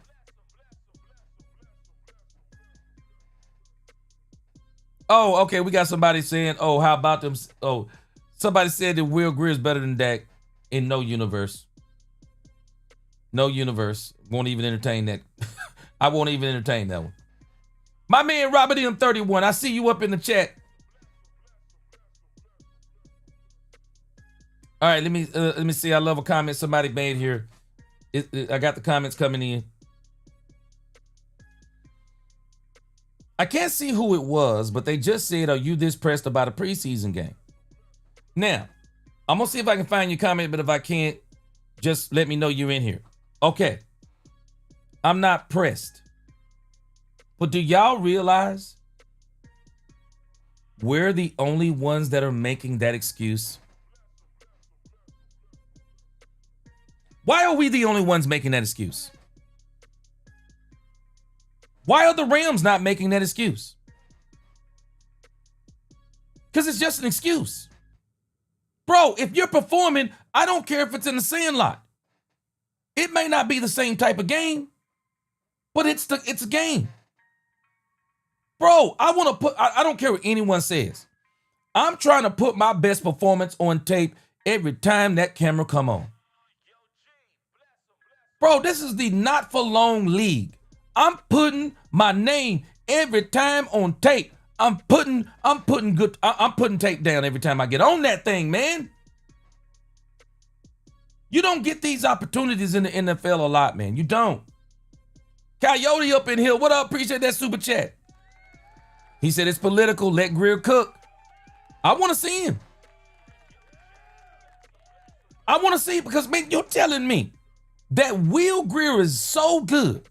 He don't need reps. He's so good that we know anytime we gonna call him, he gonna come in and ball. Well, he deserves to be the best. He's the backup to me then. Douglas, again, understand what I'm telling us. I'm very interested to see the second game. Just like I said, I wanted to see what they looked like after the scrimmage. And I said myself, once they came in the scrimmage, from the scrimmage, the Cowboys would have a different level of energy and intensity because they saw what the Rams bought. And guess what? Maurice Leafau did. There were a couple of players that did. Malik Davis did. Will Grier did. But this team as a whole did not come back from the last game, the scrimmage, to play the same team better than they did in the real game against backups. And the reason why we got to stop saying this is preseason, because this is where you make your adjustments. So what I'm looking at is an adjustment from a scrimmage from a team that you played previously. So now I'm looking at another preseason game. you coming from a preseason game where you said you watch film. The things that you do in preseason, Douglas, they're going to carry over into the regular season. This team, we got some work. We have some work, and we got to stop saying we got a lot of time. No, actually, we don't have a lot of time. Guys, we're going to be playing September the 4th. We're talking less than a month away. Big Rombowski, he said Jerry's ego has never let him go, and be proud of Jimmy's success here. Yeah. Derek says, gee, I love Brian Schottenheimer, but instead of hanging all over Joe Milton's jockstrap, he needs to be giving his starting quarterback some reps. Now, he's giving Dak reps. My issue is, what's going on with Will Grier?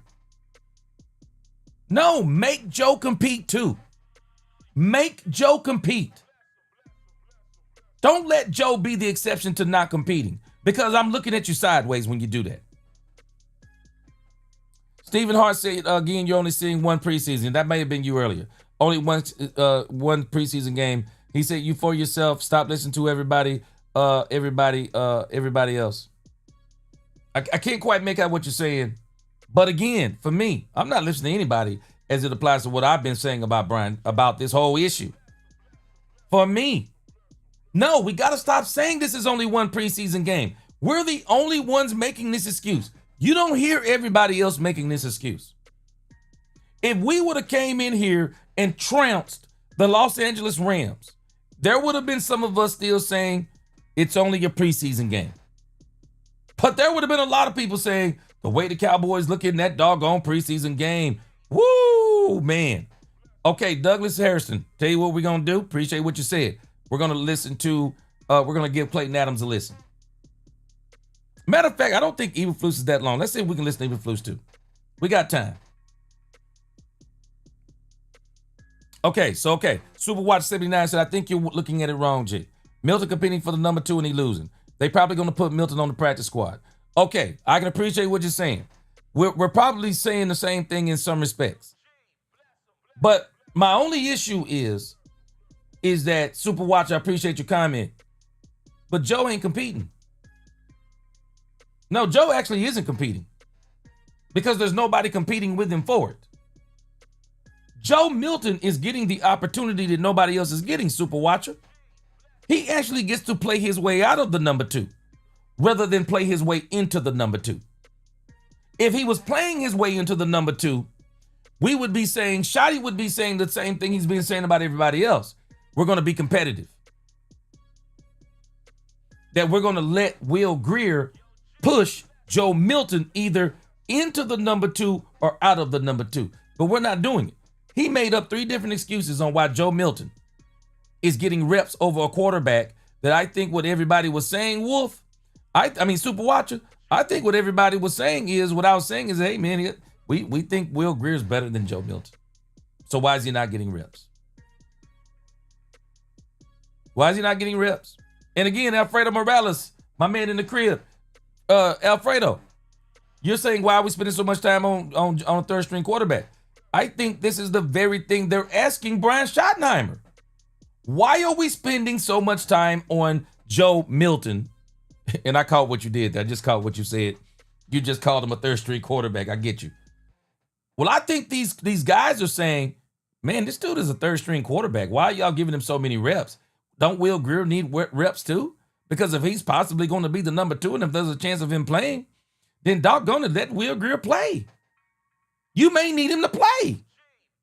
Bam Bam Gang said, G is speaking facts. Dak has been hurt 3 times in the last 5 years. God forbid it happens again. But there's a 60% chance based on the last 5 games. Well, Bam. If we even thought there was a 30% chance, I think we need to be letting this dude compete. Let Will Grier compete. We do. Poobie D in the crib, what's going on? Miss Matrix, I saw you earlier. What's going on? Good to see you, Ty Howard, up in here. What's going on? Aaron Botley, he says they're hyping him up so they can get rid. Aaron Botley said they hyping him up so they can get rid of him. Which one? Are we talking about Will Grier? Or are we talking about Are we talking about Will Greer or Joe Milton? Either way is funny. Either way is funny. Bills Mafia. I see you up in here. Robert Dudley. You know what? This is actually not a funny. It's actually a serious statement. Joe Milton is good at sandlot football. I think so too. I think if you just let him put him out there and just say, hey, just go do what you do, Joe would probably be out there doing all kinds of crazy stuff. Probably would. Charles said they know who Will Greer is. It sounds like you have a problem with Joe Milton. G. Why not let Greer play the whole preseason? Why? But Charles, why should he get to play the whole preseason? Why should he get to play the whole preseason? That's what they were asking him. Why? Do you not earn it? And the reality is we do know what Will Greer is. Tell me we don't know what Will Greer is.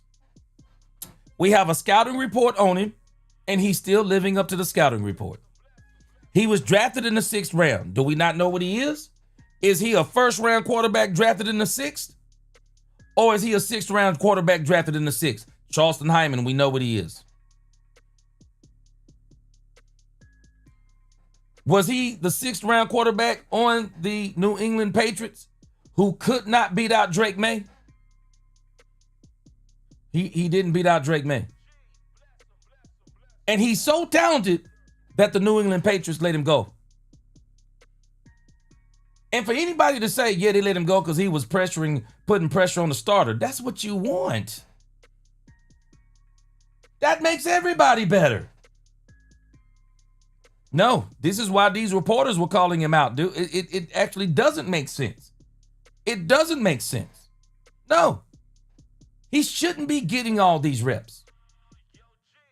Yeah, okay, you want to get reps in practice? Okay, fine. But Will Greer needs reps too. Because if Will Greer is that good, then Joe Milton, no. Just let him be what he is. 3rd-string quarterback, or somebody just said, Super Watcher 79 said Milton. He said Milton go into the practice squad, y'all watch. I don't think they'll do it. I'll be shocked if they do it.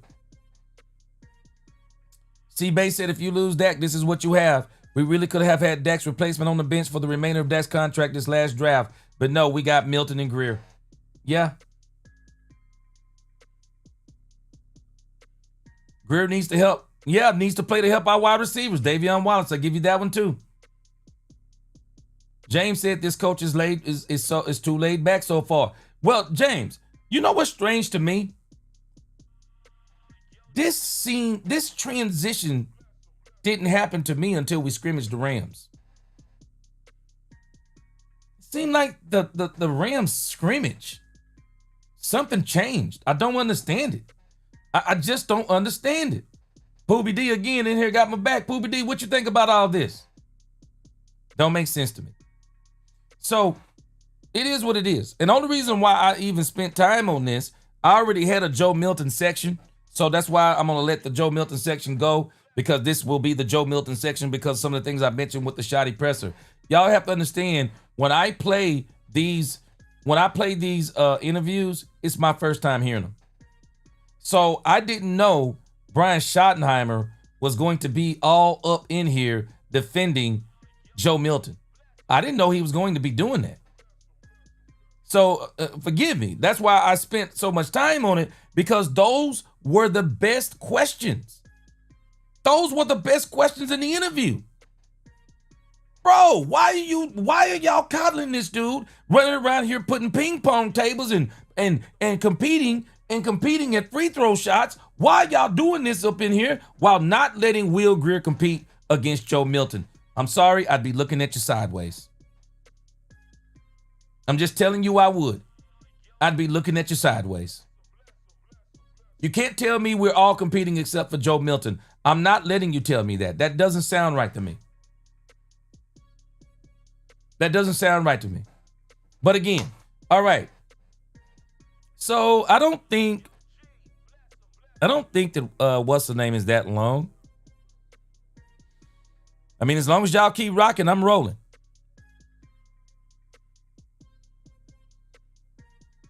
Let's see here. I'm just kind of looking at the times on these. All right. Well, let's listen to let's listen to Matt Eberflus, and I'll let Matt Eberflus play with minimal interruption. Somebody in the chat probably said thank you. I'll let Matt That was Eberflus. solid. I'll let Matt Eberflus, professor of the Fantastic Four. I'll let him go and let's see what he's talking about. Let's check him out. All right, if I may just have a few comments here about the preseason game. Always looking at the effort of each individual player. I think that's important. That's something that we stress every single day in practice. And you have to be able to translate that to the game. And we're going to be as good as our conditioning level is, as well as our technique. And then also looking at technique at each position. You know, the stuff we're drilling every day, can you translate that to the game? And a lot of times a young player it won't happen for them, you know, as a rookie for the first time in terms of their technique that we've been drilling every single time. And you saw that with some of the rookies. You know, the game sped up. You know, they went back to their old habits.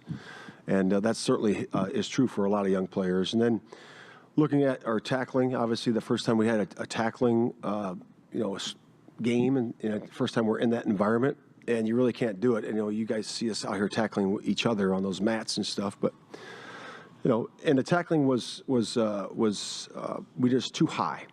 You know, we're just tackling too high. So you saw some of those, what we call hidden yards, where the runner's going forward, creating a favorable down and distance for the offense, and we have to do a better job of knocking that back. And it's just really technique, and having 7+ to the ball. So we'll work on that this week, and that's an important part of it. You know, and then we'll just keep hammering the rock. You know, we only got one takeaway. You know, it's not that's not good enough for us, and we'll just keep hammering the rock there. And we had some misstops there. We had a couple that were right there, and we just got to work on catching the ball and doing a great job of seeing that in. So. Overall, I thought, you know, situationally for us, you know, third down in the first half was solid for us. You know, I think we won 4 of them out of 6. That was solid. And we had a backed up situation. I think it was in the second quarter, 2nd and 14. We need to keep them down there. It's for points for our offense. And that was an important part. We let them out of there, got out of downs in the second one there. So that was about it. But that's really it for the game for me. And I'll open up for questions. Thank you. Calvin Watkins, Dallas Morning News. When you talk about the tackling, is that more drills out here in practice, or just you got to get another game to get this fixed? Yeah, I think it's both. I think it's both. I really do. And it's just, you know, getting your pads back down, you know, because we're in a thud period. You know, we're thudding up high. We can't go low. You know, so we're a low tackling group. And so to be able to do that, you have to do drill work, but you got to get game experience too. Some of the young guys, did you like the effort? It was just more about the execution when you talk about some of your young guys. Yeah, like in the fourth quarter, in that time when you have those guys in their third and fourth quarter, it's all gap integrity. It's guys executing their technique, you know, in terms of how to take on blocks, so you don't get washed by, and how you shed a block, you know, and then how you come off of that to make a good tackle to knock them back. So it's all basic fundamentals. We played very basic, and we're going to continue to do that. We want to see guys play. Want to be able to evaluate the skill sets that we have. Can they play and do the things we're asking them to do? And that's what we're going to do. Clarence Hill, DLS Cowboys. As a former first-round pick, obviously Mozzie gets a lot of our attention, you know. And can you just talk about what you saw from him, how he's playing, and certainly Jay Toyer. Are they traditional one techniques, or how are you using those guys, and what are you getting from them? Yeah, Mozzie, we're still in the evaluation process with all those D tackles. Susan said, and Brian, we're looking learn how at to those lie. guys with a close eye. And it's important that they play the style that we, you know, covet. And that's get off on the football and penetrate, play on the other side of the line of scrimmage, and then being able to shed blocks and make plays. But we are attack front, and it's important that, you know, he does. You know what, though? Let me say this about Matt Eberflus. And again, minimal interruption. I'm going to give Matt Eberflus a break. And the reason why I'm going to give Matt Eberflus a break, I remember his first interview with the Cowboys. Clarence Hill was asking him about stopping the run. Well, Matt Eberflus said you need players. I don't believe the Cowboys have gotten Matt. I don't believe they've gotten Matt Eberflus to players. Excuse me. I don't think they've gotten Matt Eberflus to players. To have the kind of defense I believe that Matt Eberflus wants to have, They have not gotten Matt Eberflus, the players. Y'all tell me what you think. I'm giving Matt Eberflus a break. I don't like his defensive scheme. I don't like a bend, don't break scheme. But I'm going to give him a break. This man does not have a one tech. I think also Digizua is the three tech that he's looking for. His defenses are predicated upon the three tech position.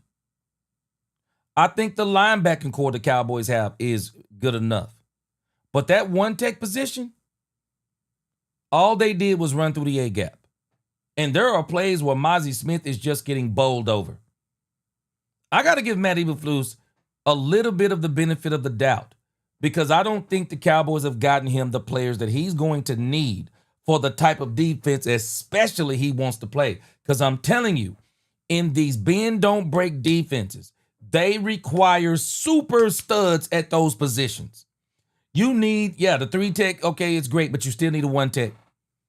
You got to stop guys from running in those A gaps. I'm not worried about the pass rush. The Cowboys pass rush, I believe, will be second to none, especially once they get Michael signed. They got him, Donovan Ezaraku, Dante Fowler, I believe, is going to be an absolute terror on this team rushing the passer. They're going to have Sam Williams, Marshawn Nealon. Looks like he's made a step. The Cowboys, I'm not concerned about their pass rush. But as far as that one tech position goes, we just saw in just a glimpse. We not only saw it in the scrimmage, we saw it even in the preseason. We had starters playing at the one tech position. Mozzie Smith, Jay Toya, Perrion Winfrey. They plan on playing those guys. They're not good enough to have the level of defense this man wants to have. I think he has another problem, and they're discussing it. The cornerback position for this team right now is an absolute problem. It's an absolute problem. Kyer Elam, hopefully we'll see him in the second game. Duron Bland, I'm hoping we see him against Baltimore. I want to see Wanye Thomas more in the second game at the slot. See if we're going to give him an opportunity at the slot cornerback position. Those guys are going to have to be able to tackle. Because these Keystone Cops they had out there in this last game, man, none of those cornerbacks, Brian is talking about, we want to give these guys opportunities and see more. Bro, some of these guys, we know what they were last year. We got the Keystone Cops out there beyond our first two cornerbacks. The Cowboys need some help at the cornerback position. Because what's going to happen when we get into nickel and dime packages? We need some serious help back there. But I do think Jerry and Steven, and I trust that they're going to do it. I'm not believing they're going into the season with the one techs we have. They have got to get this man a little bit more help so he can be more effective. Because I'm not worried about Brian's first team. Brian's first team offense, I'm not worried. And this is the reason why I'm not turning my back on Brian Schottenheimer. Brian's first team offense is going to absolute cook. They don't have no choice, man. They go absolute cook. They have too much speed on the field, and Brian is going to call some great plays. I'm not worried about the play calling he's going to do. Brian is going to do some great play calling. I understand what he did in the first game. He wanted just the basic fundamental. I want to see what kind of man, what kind of football player you are. I'm not going to complicate it. I just want you to go out there mano a mano and beat somebody. I get that part. His offense, first team offense, is going to be insane. Not worried about it. I'm still worried about the defense. I think Matt Eberflus needs more help. Is that right? And does that well? This is his first time in the system, as a lot of guys. So we're all learning as we go through the process here of how to play that way. And, he's doing a good job in the drills and all those things. But again, we just got to keep evaluating that process. And we're all in a competition right now. Nothing's set in stone. Competition for playing time, competition for the roster, and we want it that way. So guys are competing. Attack front, does that suit his skills? Because he's never done that before. Does that suit? Now, again, minimum interruption. But you're saying competition, but you got a player that's not competing. I'm just saying, if I was players, I would be looking at this strange.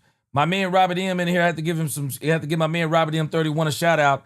He said I'm starting to get the. He said I'm starting to get the feet. This ain't the guy for the job. I know it's early, just saying. I'm still rolling with him, Robert M. I think he's going to be fine because this offense is high powered, and I think Brian is going to call some great plays for him. I am not concerned. Where I am concerned is this thing for Matt Eberflus. He does best. I do think it does. I think his skill set, can do either. And I really think that he will be a good attack front guy. Todd Archer with ESPN. Do you have a level of concern with your cornerback situation, given the health, not knowing when Diggs, Revel, they'll play? Yeah, I think that anybody would have a level of concern. You have guys that are starting, that are all pro players, Pro Bowl players.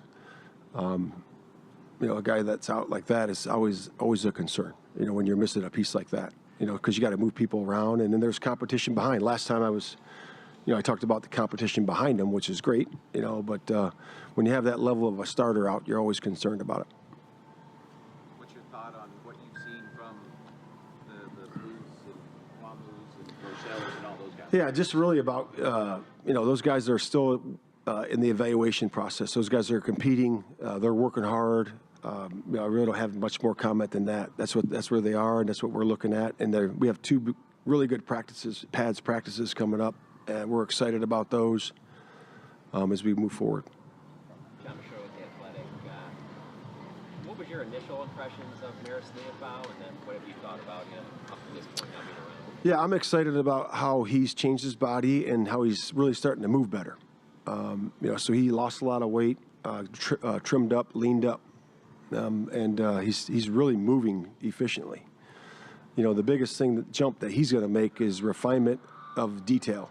That's going to be the biggest thing for him, and that's his alignment and assignment and getting things down where his eyes are. He'll even play faster than what he does right now. So he's a work in progress, but he's made some good jumps here since the springtime.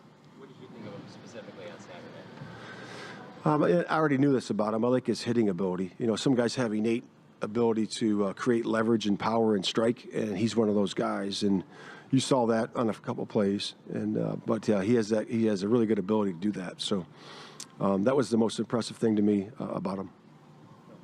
Joe Hoyt, Dallas Morning News. Maybe a simple question, but in an attack front, how much responsibility goes on linebackers to really just sift through and kind of read?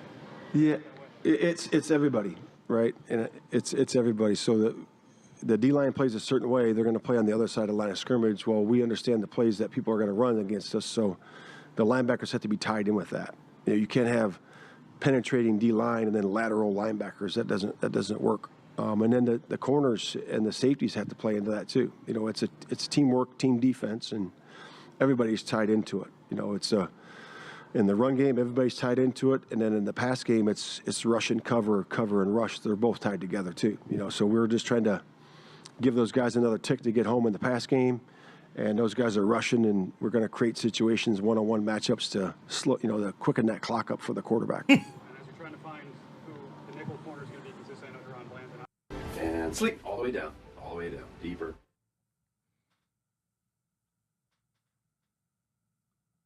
But Zion Childress got some reps with the ones last week, played well, I thought, in the game. What have you seen from Zion? Yeah, Keemon and Zion have done a nice job in there. They're learning that position. That is an important position for us. We've had some good ones in the past, and those guys are working real hard to get there. And of course, we've had Deron in there as well. So big-time competition in there. We'll keep evaluating those guys. And, you have to be quick when you play in there. And you also have to be stout because you're, asked to play a lot of inner gaps like the B gap, the A gap, all those different gaps that you have, C gap, in the run game. So it's important that those guys are stout, in their tackling ability, but also have the ability to be quick and cover, in that seam flat area. Tommy Yarsh, DallasCowboys.com. I know we only had 10 or so snaps Saturday, but Donovan Ezeraku, what's been your evaluation of him up to this point now that he's had 2 really instances playing another team? Yeah, I think he falls into the rookie category. Love his talent, love his work ethic. He's a grinder. And when you get into that first game, a lot of times, things start to speed up a little bit. Your technique isn't as good as it was in practice, and that's for all the rookies and all the young players. So this is a great experience for him, and it's happened to the best of them, So he's, and he had a good solid game. I'm not saying that, but he's just he'll keep improving. This would be the first game to the second game is going to be a big improvement for him.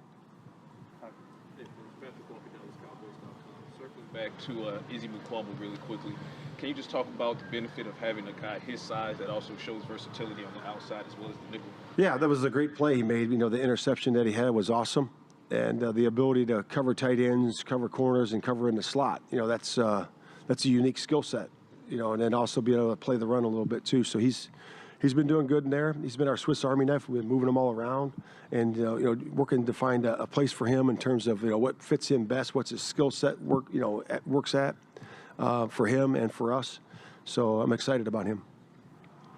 Garrett Podell, CBS Sports. Matt, what have you seen from Sam Williams back off the knee injuries? Been aggressive in practice. What have you thought of him so far?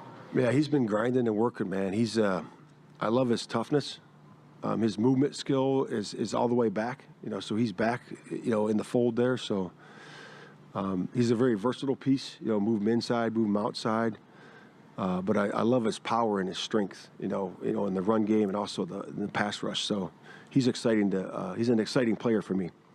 What about it, like in terms of his inside rush ability going in? Just his length and quickness in there. We have a lot of guys that can flex in and out, so we're excited about those combinations. But he's certainly one of those guys. But he has power and length to be able to play in there with those guys.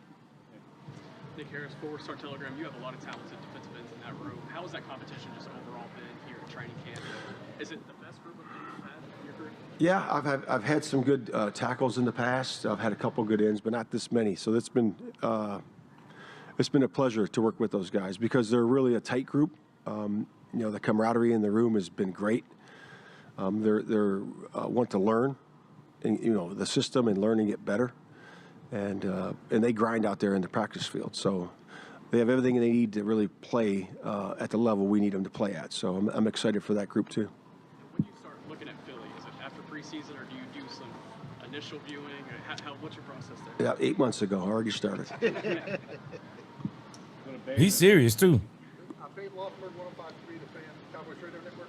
Suppose you see these guys out there, especially obviously the young guys, and you think you got a handle, you think and then they play. And some of them take a step back. I want to ask you who those guys were, but who are the guys that all of a sudden jumped back and gave you a little more than I thought? Yeah, I mean, I'm not going to make comments on particular players, but I will say this, that, there's several guys that did that, but again, it's got to be a consistent performance. If you did play well, let's give another performance here in the next 2 days in practice, and let's show up in the next game. Because we really believe that competition throughout the roster is a good thing for everybody, and we're going to continue that. You'll see different combinations out there, different people lined up at different spots to create that competition, and it's real. Now, do y'all see why I'm saying what I'm saying? Do y'all keep hearing what Matt Eberflus is saying? Why does Matt Eberflus keep saying this? Competition. There should not be one player on this team that is the exception to the competition. And the only reason those players are the exception is because the reality is there is no competition. CeeDee Lamb, best wide receiver in football to me. Dak Prescott, top 5 quarterback, top 10. You can argue how you want to. Dak Prescott, there is nobody on this team that's better than Dak Prescott. Micah Parsons, there is nobody better on this team at rushing the passer than one Micah Parsons. But we don't have to worry about those guys because no one's going to outcompete them anyway. But everyone else needs to be strictly under the competition umbrella. Everybody else. The top guys are already competing. They're competing against themselves. They're making up reasons to compete. I mean, Dak Prescott will tell you Joe Milton is pushing him, and the reality is, no, Dak is actually pushing Joe Milton. Dak is pushing Joe Milton, telling him what to do, what not to do, encouraging him. I mean, I'm telling you, there is nobody that is pushing Joe Milton harder than Dak Prescott. These guys, George Pickens. CeeDee Lamb is pushing George Pickens to be better than George Pickens has ever been. CeeDee Lamb is an absolute monster. We don't have to worry about him. But what everyone else should be exactly what Matt Eberflus is saying, including Joe Milton. Joe, hey, we're going to give you some snaps. But you're going to have to earn that second string quarterback. And we're going to give Joe Milton some snaps, and you're going to learn from Joe. Joe going to push you too. Yeah, that's what you do. You do that to everybody. No, I don't want to hear, yeah, we need to know what Joe, how do we not know what Joe is? Can I repeat to us again? His pre-draft scouting profile is out there. He's the same thing his scouting profile says he was. He's still that. He was a 6th-round draft pick. We know what he was in New England. We know what he is. We got to stop pretending that Joe Milton, for some reason, is going to show us something that we haven't seen. Okay, what do we know he is? Big arm. 6'5", 240. Can turn backflips before the game, not a requirement. He can run the ball somewhat. He can move around. Well, what else do we know about him? He seems to only have one ball. That's the fastball. He has no touch. Can't read offenses. Can't read pre-snap nor post-snap. We know all of these things. What is he going to show us that we're going to say, that's different? No, he's going to be that. And getting the snaps will help him get better. But you know what else helps him get better? To know that we're not going to give you the job.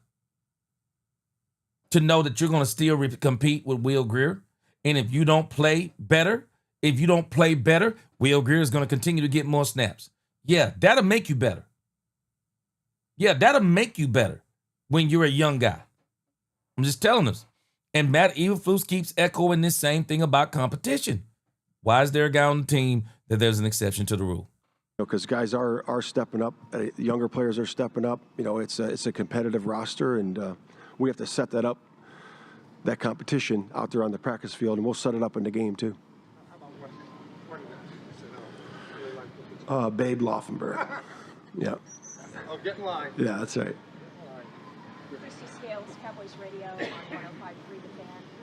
Elijah Clark left the game in the fourth quarter with one of the team doctors. Is he going to be okay? Do you expect that you'll have him this week? I know it's a big week for the team. Yeah, I don't know yet. I don't know. I think we'll get the medical tomorrow. We'll see where he is. Hopefully he's out there for practice. Again, there's a time element here. Wait and see, but hopefully he's good to go. Thank you. Yep. I started Tai Chi at 50. Now, let me show y'all something. This is the Cowboys depth chart. Defense. This team is a one tech and a cornerback away from being an insane defense. An insane defense. When you look at the Dallas Cowboys defensive front, the Cowboys have Nealon, Ezraku, Sam Williams. This is the weak part. This is the weak point right here. The one tech. Mozzie Smith, Jay Toya, Tommy Aking Bashadi. This is the weak link. If they fix this, you're left with Oso Digizua, Solomon Thomas. Yeah, Solomon Thomas. Perrion Winfrey is going to make this team also. You got Micah Parsons, Dante Fowler. And let me see what we got back here. I think Perrion Winfrey is definitely going to make this team, and I think he is going to make an impact. The Cowboys are great at the 3-tech. Let me tell you something. When you look at our linebacking core, we got DeMarion Overshown, Maurice Leofau. They keep talking about Maurice Leofau. We got Kenneth Murray Jr. But let me tell you who was also going to be incredible for us. Jack Sanborn. Jack Sanborn is going to be incredible for the Cowboys. You watch what I tell you. Jack Sanborn is going to be incredible for the Cowboys. Let me tell y'all something. Dan Quinn would have cried if the Cowboys would have gave him this linebacking core. These edge rushers, these defensive ends, this linebacking core, Dan Quinn would have cried. He would have literally cried. He wouldn't even care about the one tech. He would have cried for this right here. The Cowboys, when you look at us, I think even our safety position, that we have the potential. We got Malik Hooker, Donovan Wilson, but I do believe that Marquise Bell and Wanye Thomas will eventually become those safeties. But again, we have got some, I think we got some great safety work here. I think Elijah Clark has been kind of coming on. And then when you look at the cornerback position, this is another place for our weak link. I think Deron Bland is going to be Deron Bland. I think Kyer Elam is going to be Kyer Elam. I don't know why Kyer Elam is actually not on this particular one. Okay, I don't know why he's not on here. But nevertheless, we got Kyer Elam. We got Savon Revel Jr. We're going to have Trayvon Diggs. We're going to have Trayvon Diggs back. Josh Butler should be back at some point during the season. Israel Mukamu. But I do think we could really shore that up if we brought in Trayvon, if we brought in Stephon Gilmore, and if we could. And I'm telling you guys, we joked about this. We joked about this a few weeks ago, but I'm starting to be under the impression that we could actually bring in with some counseling. I'm from the Cowboys. I'm just not ruling out Christian Wilkins. I'm just not ruling him out. I mean, if I'm the Cowboys, I'm going to do my research on him. But I'm not ruling out Christian Wilkins. I'm just not doing it. Christian Wilkins could very well be a great one tech for the Cowboys. I would really consider him. Brian Davis, I see you up in here. What's going on? Brian said you talk about urgency in one case and in the other telling Micah to be patient. We balling or not. Well, hey, Brian Davis, I appreciate your comment. But with Micah Parsons, we're talking about something different. Micah Parsons is in a contract issue. So while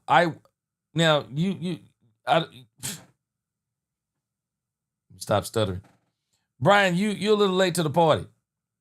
I've been saying I said long ago we should have been signed Micah Parsons. We should have signed Micah Parsons the day he said, I don't have to be the highest paid player. I was saying it even before his letter. The Cowboys need to get Micah Parsons signed. I'm even saying it now. The Cowboys need to get Micah Parsons signed. But I also understand the business. Micah Parsons has to be patient because in business, you have to be patient. If you are not patient in business, you wind up messing yourself out of money. Micah Parsons needs to be patient. Stop all the shenanigans, Brian. You're about to get paid. There is no way Jerry is not going to pay Micah Parsons. It ain't going to happen. People can come up. We can come up with all the different trade scenarios and could this be the Herschel Walker trade? We can come up with all that stuff we want to. But at the end of the day, Jerry Jones is going to sign Micah Parsons.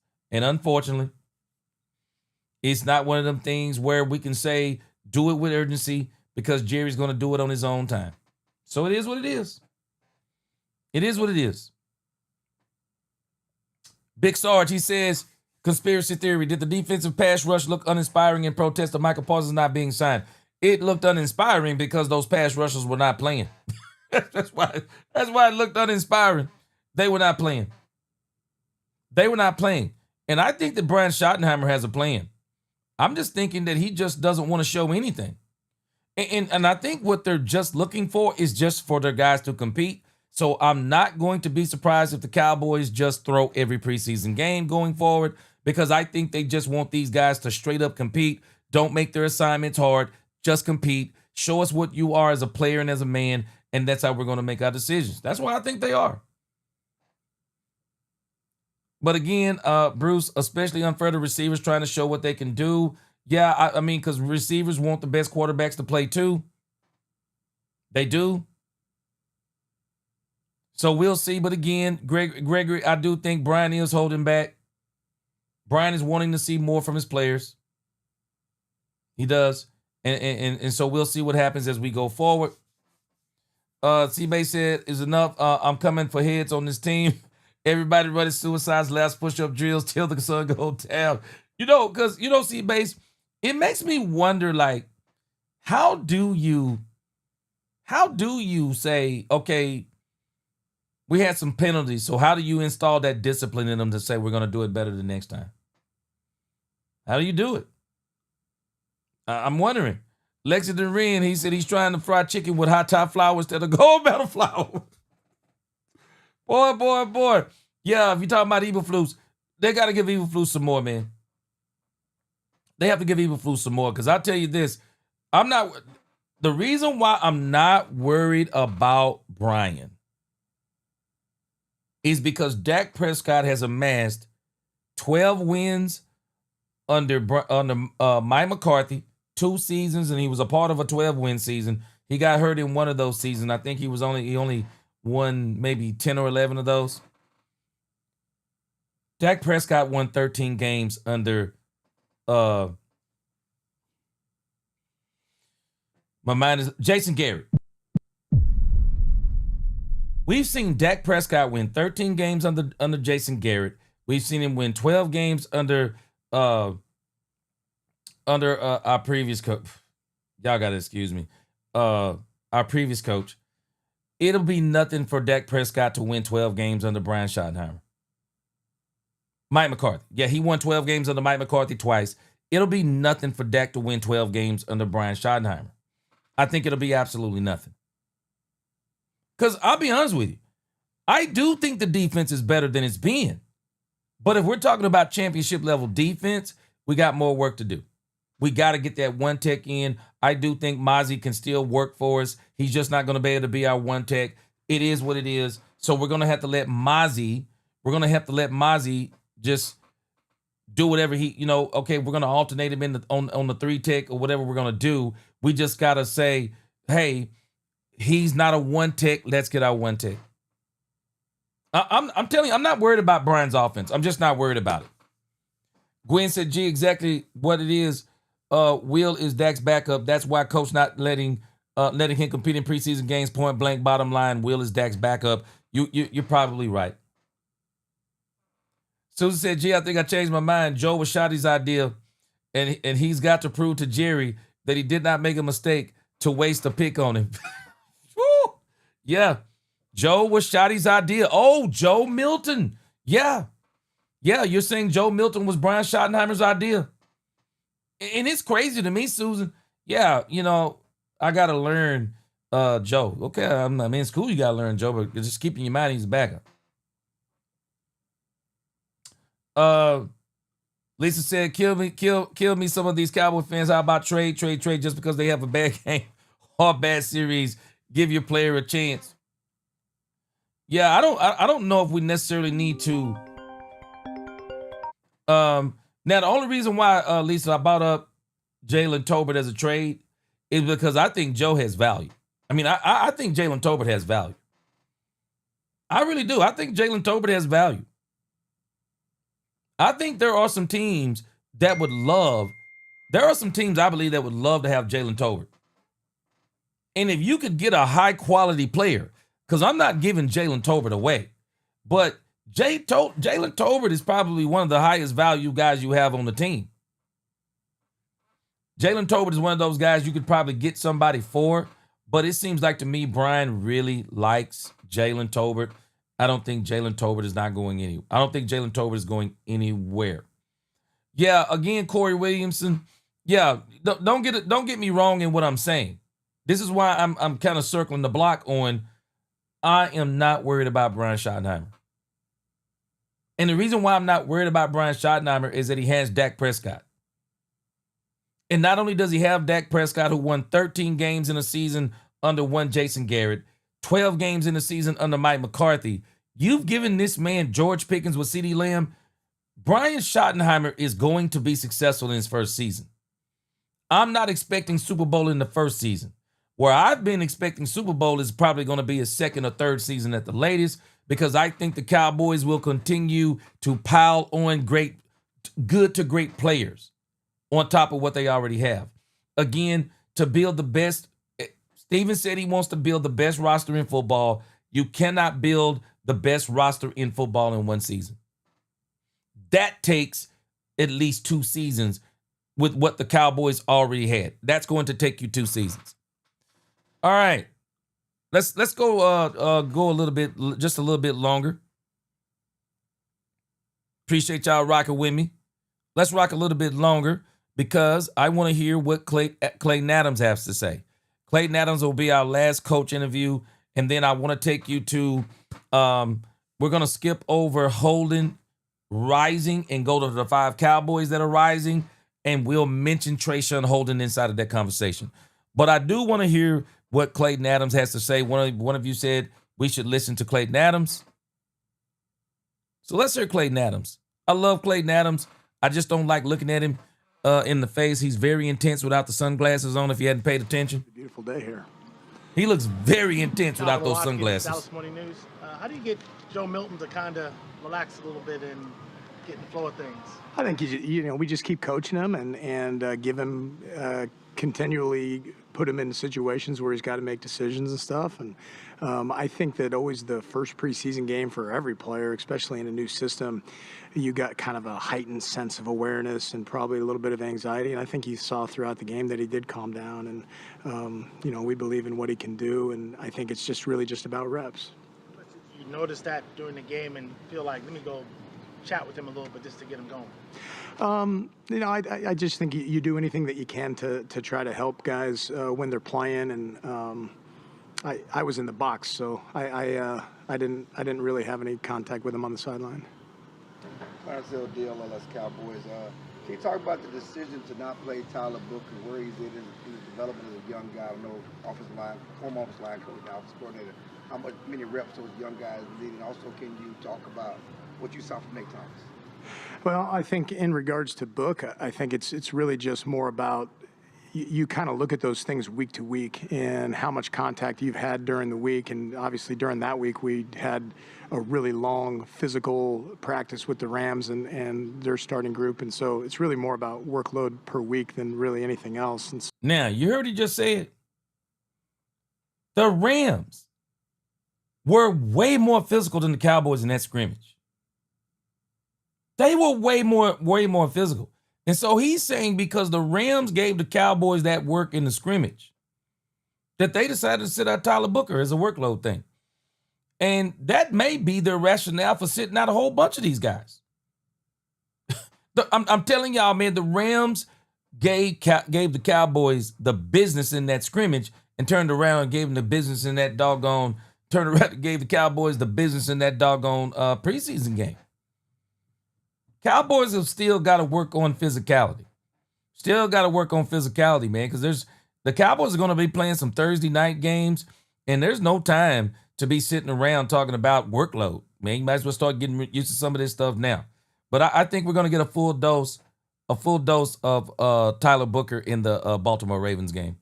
So, we felt like that was the right decision to make for that week, and we'll assess those type of decisions again this week. In regards to Nate, Nate's he's holding in the road, and you see his ability and you see his growth, and it's definitely been fun to watch, because I feel like he's come a long way since we started the offseason program.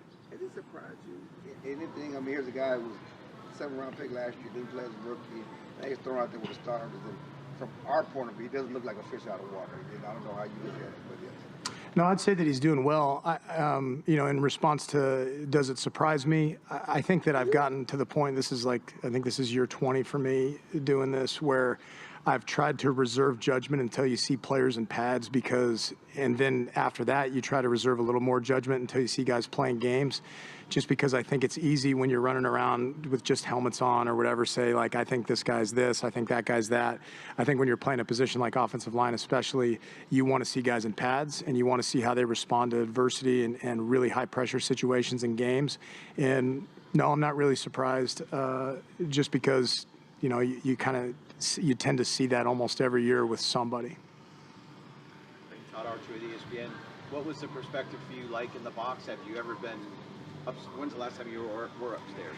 I don't know the answer to that question. It's been kind of a long time. It was good. You definitely can see a lot of things up there. And I tend to try to think of my mindset, particularly during the season and during training camp, is trying to have like a 30,000-foot perspective so that you can help guide the ship and lead. And I think that you definitely get that type of view from the box. Everybody loves being on the sideline because you get a real feel for the players in the game and all that, but there's definitely value to being in the box, and I'm looking forward to continuing to grow that way. Did you call down a bunch? Did you not call down much? How'd you? Well, I mean, we're all in the headset, so it's kind of different than like when I was a graduate assistant at Boise State. It was like, hey, give me the phone so I can talk to this guy. Now it's kind of a free-flowing conversation, and so you're constantly, Shotty and I constantly talking in between series. Hey, here's where we're going to go here. Here's where we're going to go there. This is what we need to.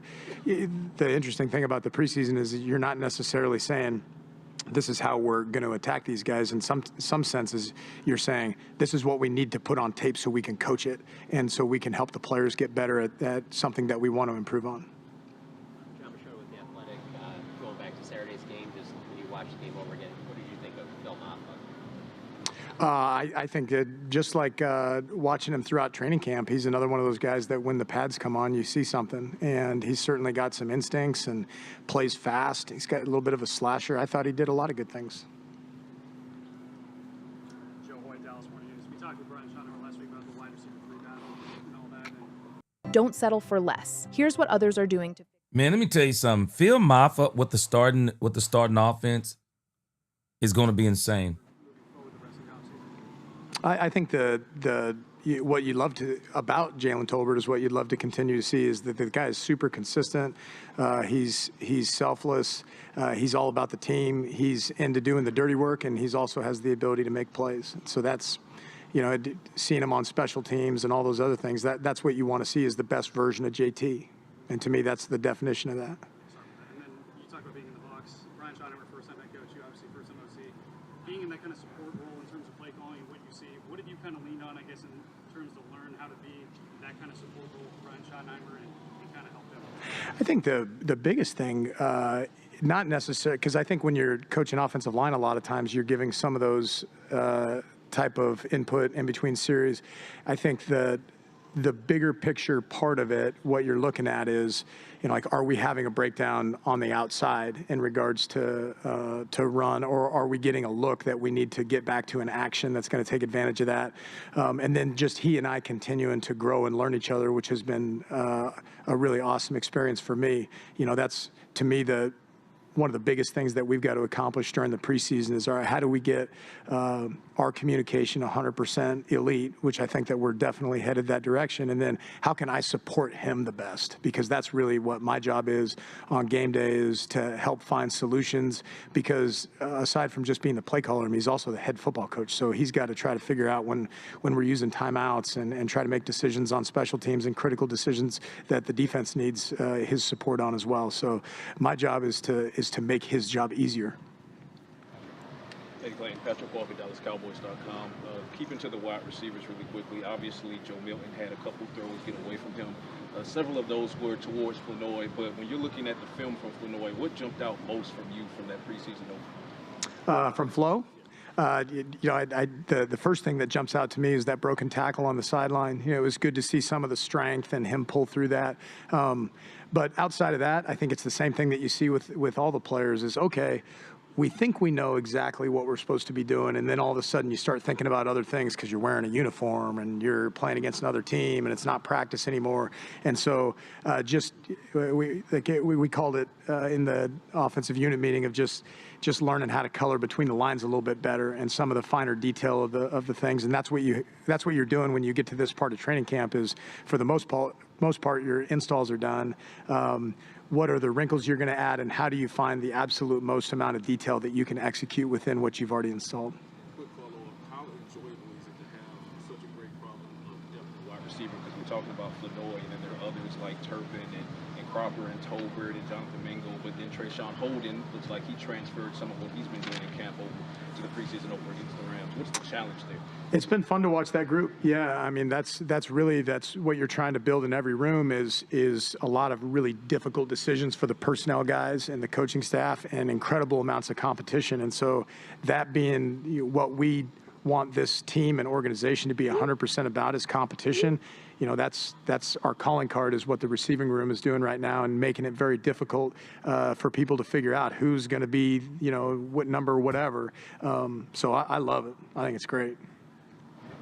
Nick Harris, Forward Star Telegram. The offensive line created a lot of clean pockets for Milton, a lot more efficiency in the run game than on Tuesday. What was different about Saturday's game versus Tuesday? You know, I think that there were some things that we certainly wanted to clean up from watching the joint practice. And I think for the most part, there were some times that we were able to do that. You know, a couple of guys made some adjustments that were good. I just think also the flow of a game is a lot different than a practice where you're saying like, hey, this group's going to be in there for 4 plays. The mentality of a football game is like, you better do it over and over and over and over and over. And so I think that that's one thing that we tried to really hammer home on offense this year is, you know, it's like you're playing a game of horse, like prove it, do it again. And so you're not always going to have perfect plays, but in a football game, you can wear people down and have the ability to come back from something that happened 8 or 9 plays ago. So that's, to me, the exciting part of the preseason is let's figure out who's got some stamina. You know, let's figure out who can bounce back from a bad play. The running back room, I think it's a good group as well. I think I said last time I was up here, I was excited about really the depth of the entire group. You know, the veteran presence of Miles and Javonte has been fun, especially for the 2 rookies, and then Deuce kind of being somewhere in between. I think those guys really care about each other and are doing a good job of helping each other, which is to me the sign of a pretty healthy room in there. I think Derek Foster's done a nice job. Tommy Yarsh, DallasCowboys.com. Brian was talking about how he wants to see a little bit more of TJ Bass at center this week. What is it about? Co-producer is going to give you unique sound.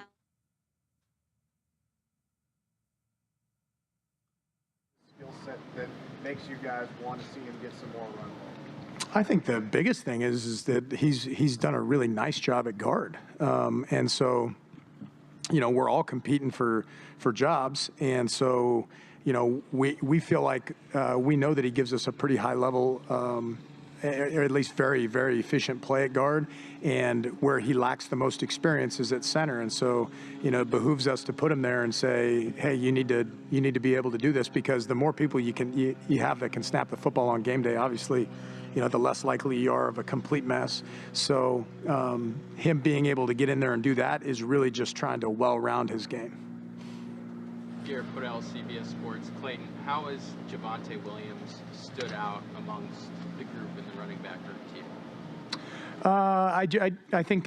I think experience and what's the word that I'm looking for here? Wisdom, almost. You know, I know that he's not like a real old player, but he's been through some things in the league. He's had really good years. He's had you know, the devastating injury that he's had to bounce back from. So you see a really good level of maturity in the guy. And you really see that the most when he's helping his teammates and stuff like that. It's not one of those deals where he's like, I better not help anybody because I'm looking over my shoulder. I mean, I think he's very secure in who he is and a mature guy that has good wisdom. Dave Lofgren, Cowboys Radio Network, 105.3 The Fan. I think usually, obviously, you get a lot of vanilla stuff. Preseason games, especially the first one. What up, Intelligent Savage? First, third down play, they bring the car. Did that kind of, I don't want to say wake-up call, but all of a sudden you go, okay, this way it's going to play out. No, I thought it was great. I mean, I think you do want to be challenged a little bit. You know, obviously you'd hate to go into a game and there was just all sorts of stuff flying and hitting the wall in the preseason because you want ultimately to be able to coach off of it. But no, you want to be challenged by those type of things. And I thought that the Rams did a really nice job with balance on that of, hey, we need to work some of our stuff and we also need to be able to block and tackle and all those other things, which is the same type of thing that we're trying to do, but we're trying to figure out how to block and run and catch. Wrapping up with Brad. Brad Sham, Cowboys Radio 105.3 The Fan. Regarding Bass at center, do you find his arm length problematic? No, I don't think that. I think probably the further you go interior on the offensive line, a little bit less of an issue that is. Not that, I mean, there's guys that have played that are really, really excellent players that haven't had really, really long limbs. But just being a former center myself, I've always felt like the closer you are to the defense, the less issues there are with arm length, and the further you move to the outside, and now there's going to be a little bit more space, that ends up sometimes becoming more of an issue. So I think that it's something that he can do. It's just, we just got to put him in that situation so he feels comfortable doing it. Things like the Rams 5'11" center. What's that? You need to look at the Rams 5'11" center. That they're playing with right now? Oh, that's awesome. Love it. What's that? Oh, no, I just meant for them. Yeah. Yep. All right. Nice little interview. Good. Calvin Watkins, Dallas. Last one. We're gonna. There's a couple other things I want to check out. I'm actually laughing. We still got the standoff with the Cowboys and Michael Parsons. We'll look at that in just a moment. We've already done the Joe Milton thing. We're not going to do that. Let's do the thing. Let's talk about Trayshawn Holden. Trayshawn Holden has been incredible. He has been, man, let me tell you something. Giving a dude a $3,000 guaranteed contract, boy, you want to talk about that, man, you want to talk about that to make a person motivated. Poor Trayshawn Holden. He's doing exactly what I would do. I would never listen to somebody say it's just preseason. No, it's my season. This may be the last opportunity I get to show anybody what I am. I'm balling. I am balling. And even when we talk about Joe Milton, see, let me give you a mindset. What do you think Joe Milton's mindset is if he's competing with Will Grier? And Will Grier is going to play today. And you're telling him that, hey, this game is going to determine how much game you get the next game. You're in competition with Will Grier. That's what you want.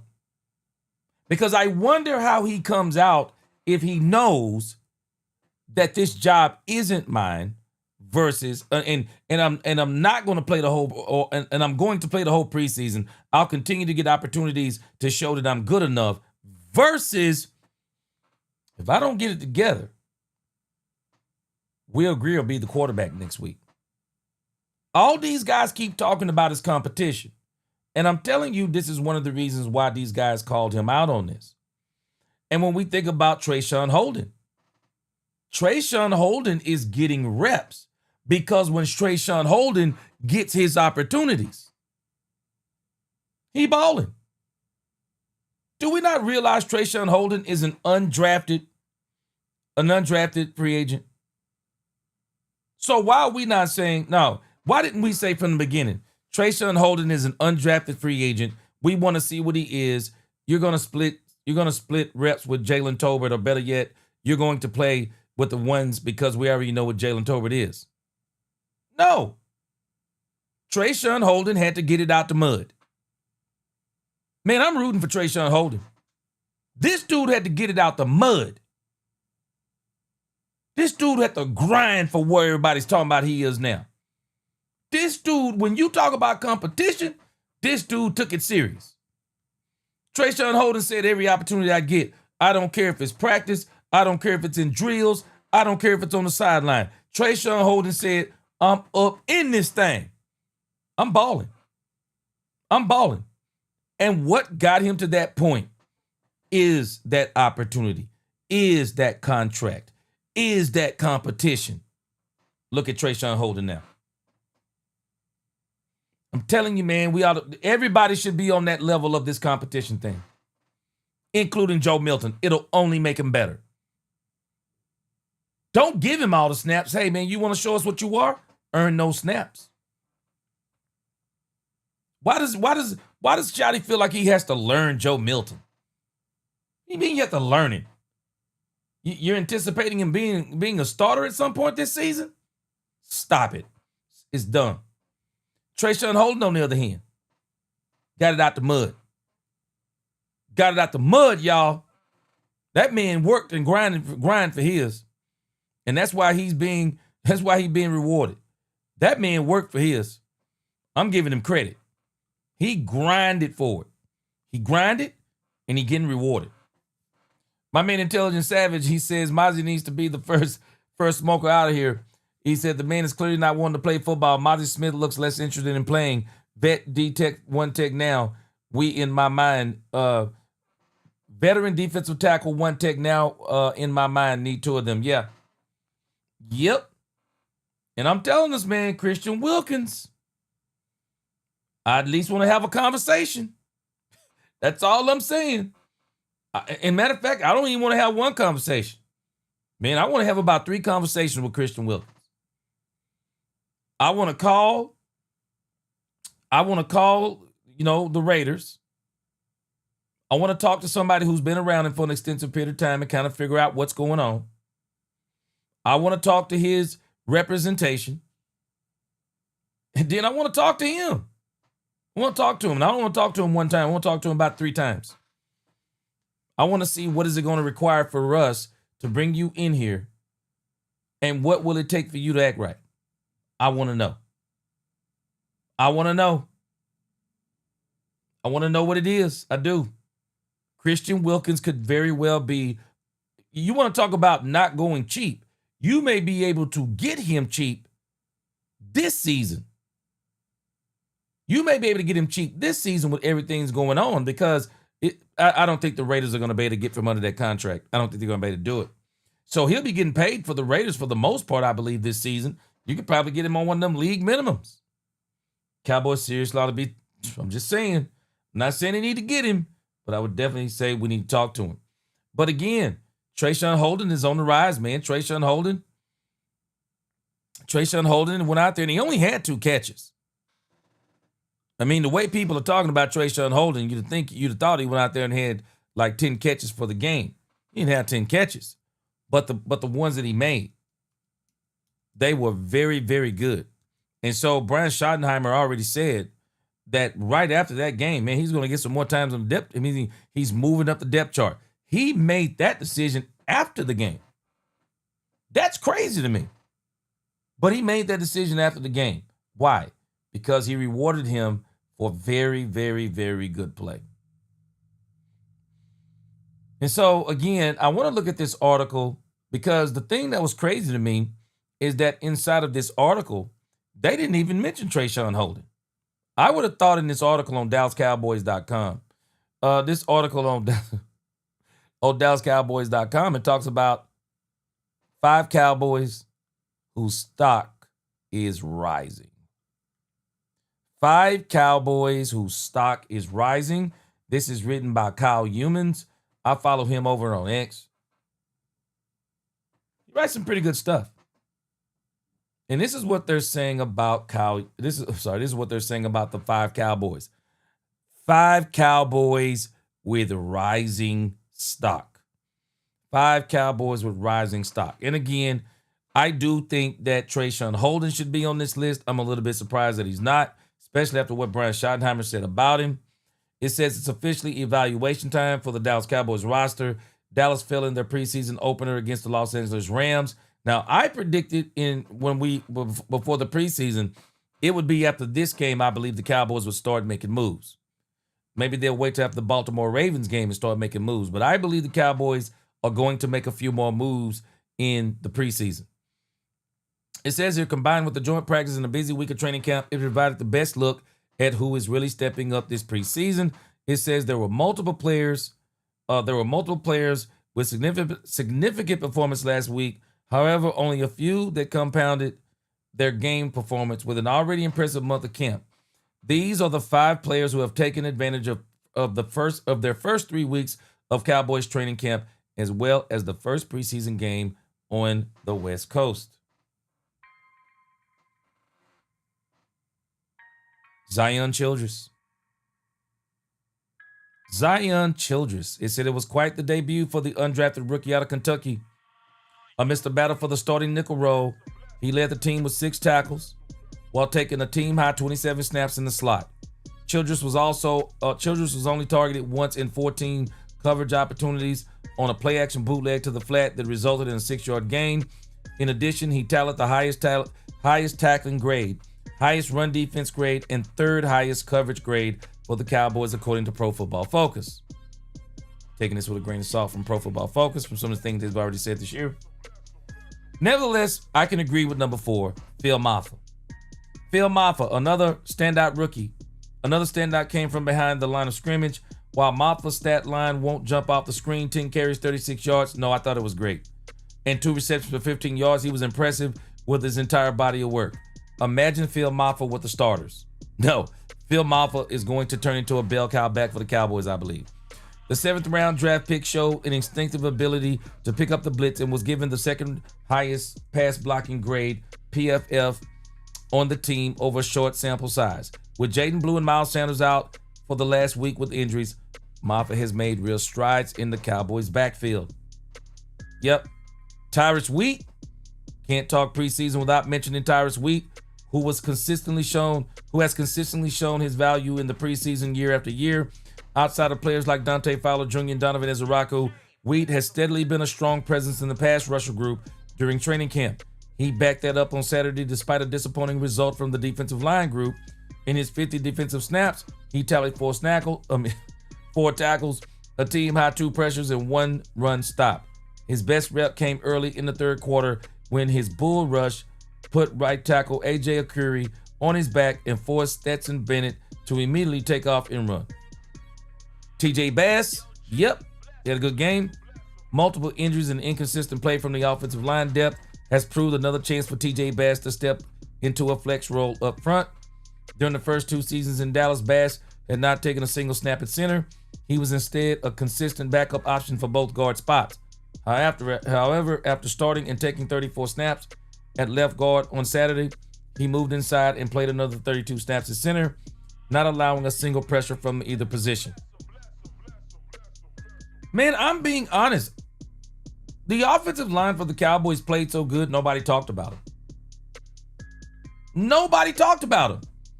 We hardly saw any pressure. The run game was there. Did really good up front. That is a shout out to Clayton Adams. Clayton Adams and the offensive line coach. I mean, doing some good work. Maurice Leofau. Yep, everybody's been talking about him. Says, how can you not love the physicality and speed that Leofau played with on Saturday?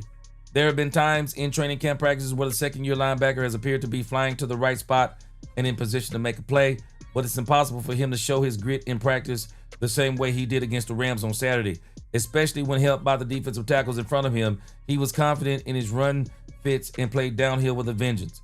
It should not be a surprise if he starts to see less snaps or is told to take the pads off entirely over the next 2 preseason matchups. Yeah, but take note. Jack Sanborn is a beast. Jack Sanborn is a beast. The Cowboys may have some type of rotation in store for us because I'm telling you, Stu Jack Sanborn is an absolute beast. And so the Cowboys got some good problems on their hands.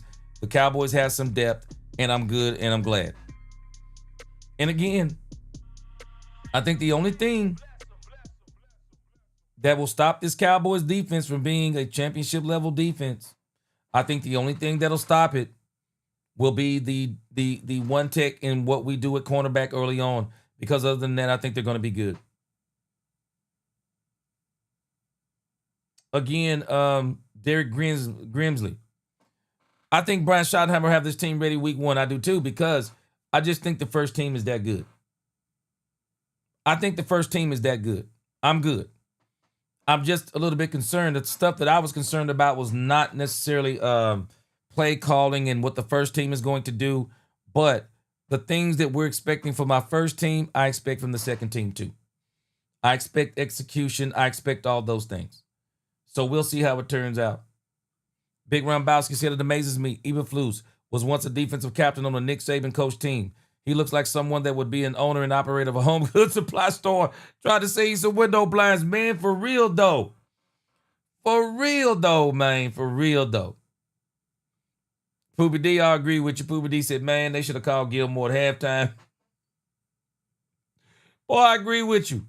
Robert Dudley, this is a good analogy. Joe Milton is Cam Newton in New England Patriots. Yeah, in those New England Patriots days. Yeah, I agree with you. That's a great analogy. Coyote said Holden is special without the ball, but he struggles to create a lot of separation.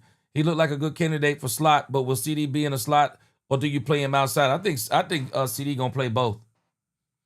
I think CD gonna be inside and outside. But that dude Holden, boy, he got it out the mud, man. He been out there balling.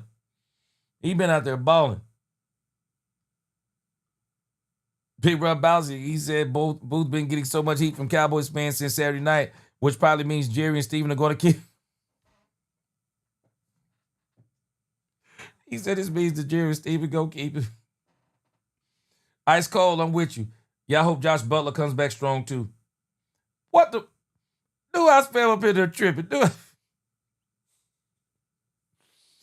I spam saying don't be surprised if Joe Milton play quarterback? Boy. Intelligent Savage says Zion Childress and Elijah Clark need to make this roster if they keep up the great work they're putting in. Man, the Cowboys, Joe, I got to give Will McClay credit, boy. He's a very good scout.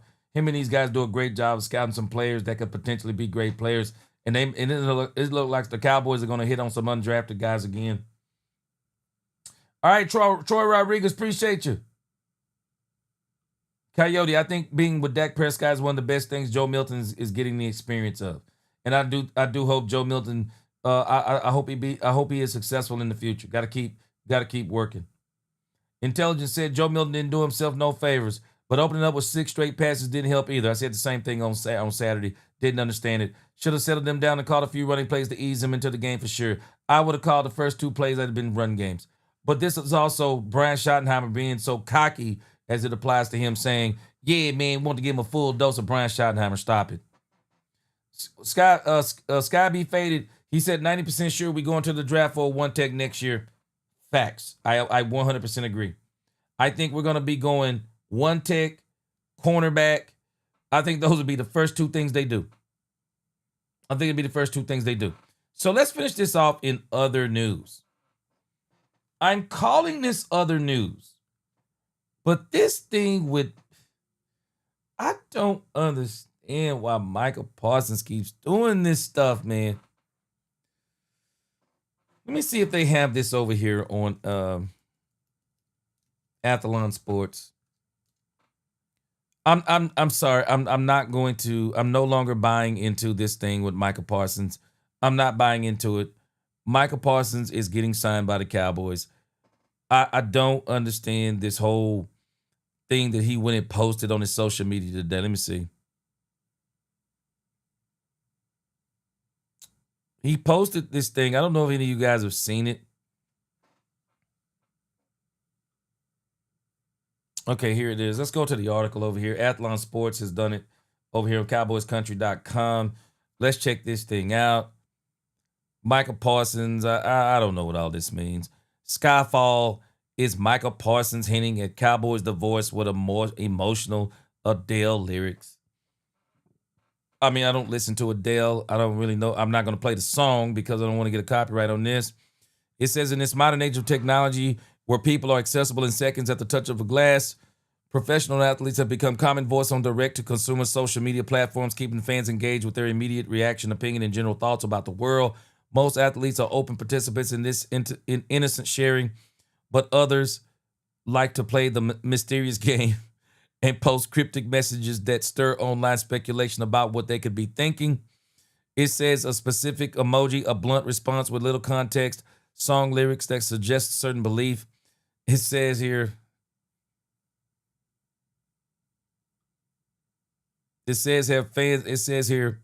fans have seen it all. A lot of times these engagements relate to Dallas Cowboys, the off-marketed empire that is the nation's most profitable sports franchise, partly because their iconic notoriety in popular culture. Says the latest enigmatic reference in Cowboys Nation, it involves arguably the team's most important player. Straight up lies. Michael Parsons is not the most important player on the Cowboys. We got to stop this garbage lie. It's a lie. Who just so happens to be tangled in a spiraling dispute with the organization, defensive end Michael Parsons. I don't even know if we can call this a dispute. It doesn't seem to be any conversation going. Parsons issued a 3-page trade request on social media, officially declaring his frustration from the lack of progress on a potential record-setting contract extension that could have been signed over a year ago. Michael, as so often these days, let his voice be heard loud and clear. But before this unprecedented boiling point, he quoted lyrics that could have depicted a state of mind before pressing post of that groundbreaking tweet. On July 22nd, over a week, his announcement on August the 1st, the All-Pro rusher uploaded a series of pictures from throughout his 4 years with the Cowboys. On TikTok, oh, the drama. The sound attached to the photos, Adele Skyfall, let the lyrics speak for itself. And this is... I can't, man. Let me see if I can get this off here. I can't, man. This is crazy work.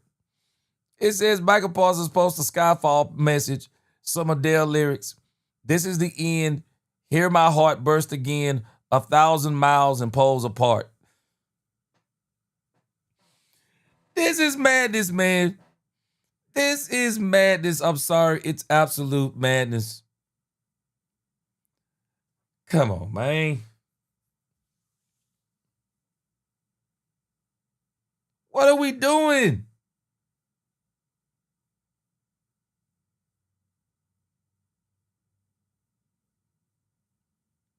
I don't know what to, I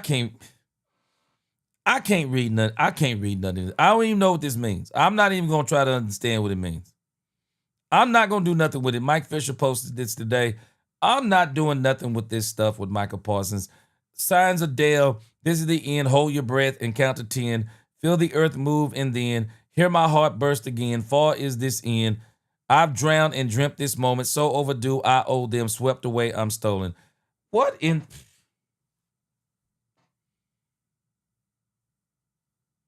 I don't even know what this means, man. Again, I ain't giving this a whole lot of conversation. This stuff with Michael Parsons is crazy. All I can tell you is it's crazy. Yeah. Ron Hanna, he said he has the same agent as Michael. I don't think Jerry wants to deal with the headache. Davion Wallace, he's been consistent. Davion Wallace said the Cowboys don't need this weirdo in the locker room. Disruption to the vibes. Go get someone else anyway. Davion Wallace said go get anybody but Christian Wilkins. Lil D Texas, he said, I'm really worried about these coaches, G. You can have the good players, but got to put them in good situations. I'm going to give him the benefit of the doubt from this perspective, Lil D. I've already said the Cowboys are going to flash this season. I think the Cowboys will have double-digit wins.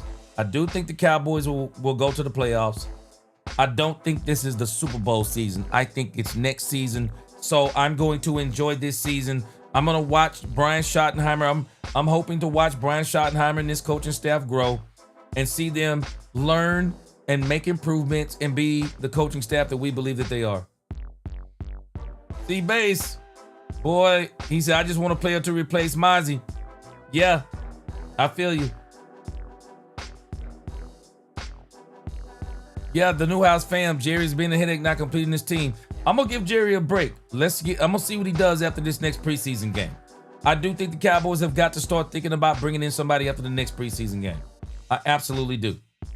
I absolutely think you have to start thinking about, okay, what are we going to look like on September the 4th? We can't keep saying that we got a lot of time. I don't agree with Brian on that. I just don't think we have a lot of time. I don't. Oh man. Andrew, my mom passed away at 93. Busy with the funeral. Yes, sir. We'll be praying for the family. I pray for the family. Wow, 93, man. She lived a long life. But nevertheless, I'll be praying for the family because when you live that long, I know she was an impact on the family and I know she'll be missed. Man, prayers up. Carolina said, I didn't see Joe Milton running all that good. I think he needs practice running the ball. Yeah. Prayers up. Intelligent Savage said, need a psychologist on this team, not just for Christian Wilkins, but for Mozzie, and to get Joe Milton mental thoughts on gunning every pass. Would also get Joe Milton a quarterback guru like Jordan Palmer for him. I mean, yeah, if you're really saying you want to have him for the future, but I'll be honest with you guys. I don't think Joe Milton is the quarterback of the future. Joe Milton, to me, could be a bridge at best. Joe Milton will be 28, 29 years old by the time he even started for the Cowboys. No, I think the Cowboys need to go in the draft. And I've already said, I'm glad they didn't go get a quarterback this season, even though they gave up a fifth for Joe Milton. I don't think they maybe should have done that. I think you could have got backups. There are backups around this league I think you could have got. I don't think the Cowboys should get the backup quarterback for Dak Prescott either next year or the year after. Man, bring in a young dude. Bring in a young dude, man, like you did with Dak. You got lucky with Dak. Bring in a young dude. Bring in a young guy. That's what you do. Yes, sir. Appreciate you, Andrew. We're going to be praying, man. I pray for you. Make sure tonight, too. I'm telling us, Cowboys need to bring in a young guy for Dak Prescott's replacement. Bring in a young guy. Go out there and get the best quarterback in the draft, if not next season. And I don't think you can do it next season because I think that's the championship run. Go out the season after and get the best quarterback in the draft. Ducendo, appreciate that super chat. He said, y'all will be okay. Don't panic. Rams should have beat the Eagles last year. Ducendo. Man, I'm saying it again. I'm sorry, but the Rams are good. They are. The Rams, halfway, mid-season, Rams looked like a Super Bowl team. It took everything the Eagles had to beat them. And I think if it's not in the snow, maybe they had an even better chance. But again, don't get me wrong. I'm just telling you what I see with the Cowboys right now. I'm not really panicking with Brian. I'm still riding with Brian. I don't like the whole Joe Milton cover-up thing, but I'm rolling with Brian still. I'm rolling with him. We're gonna see what happens. But Dak is our quarterback. All I'm gonna do is pray that Dak stays up, don't get hurt, and let's get this championship next. Hey, I say get the championship this season. Cowboys mess around and go get them a very good one tech and a cornerback. Man, we might be talking about a championship this season with the firepower we're gonna have coming back during the season. Savon Revel Jr. will be back at some point. Trayvon Diggs will be back at some point. Demarion Overshown will be back at some point. And I'm telling you, if this team can stay healthy and then Demarion Overshown comes back and stay healthy, man, we might be on to something. We might have the defense we want when it counts. Right there at midseason, going into the end of the season, and really, really making some noise. So again, hey man, I'm rolling with Brian still. I'm rolling with Brian. I'm not getting off the thing. I'm not getting off the bandwagon, but I don't like some of the Joe Milton stuff. I don't.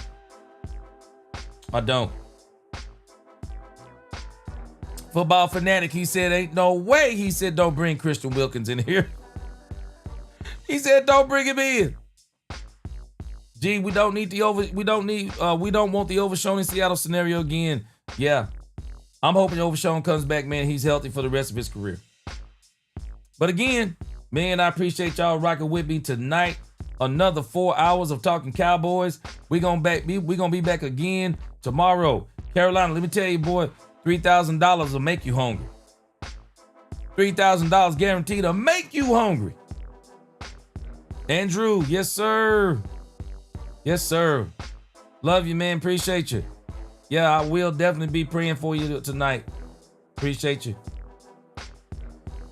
All right, guys, I'm gonna leave this. I'm gonna let Andrew have the last. We're gonna leave this with Andrew. Last word, Andrew. Family dealing with a death in the family. Grandmother died, 93 years old. We know absolutely she was probably a staple in that family for sure. She will be missed. Again, appreciate y'all rocking with me. Until the next time, I'll see y'all again tomorrow, Lord willing. Until the next time, DC4L. DC4L, God bless. Let's Talk Cowboys, where we talk facts. Prayers up to Andrew. Prayers up again to Angie also, where we talk facts. Peace.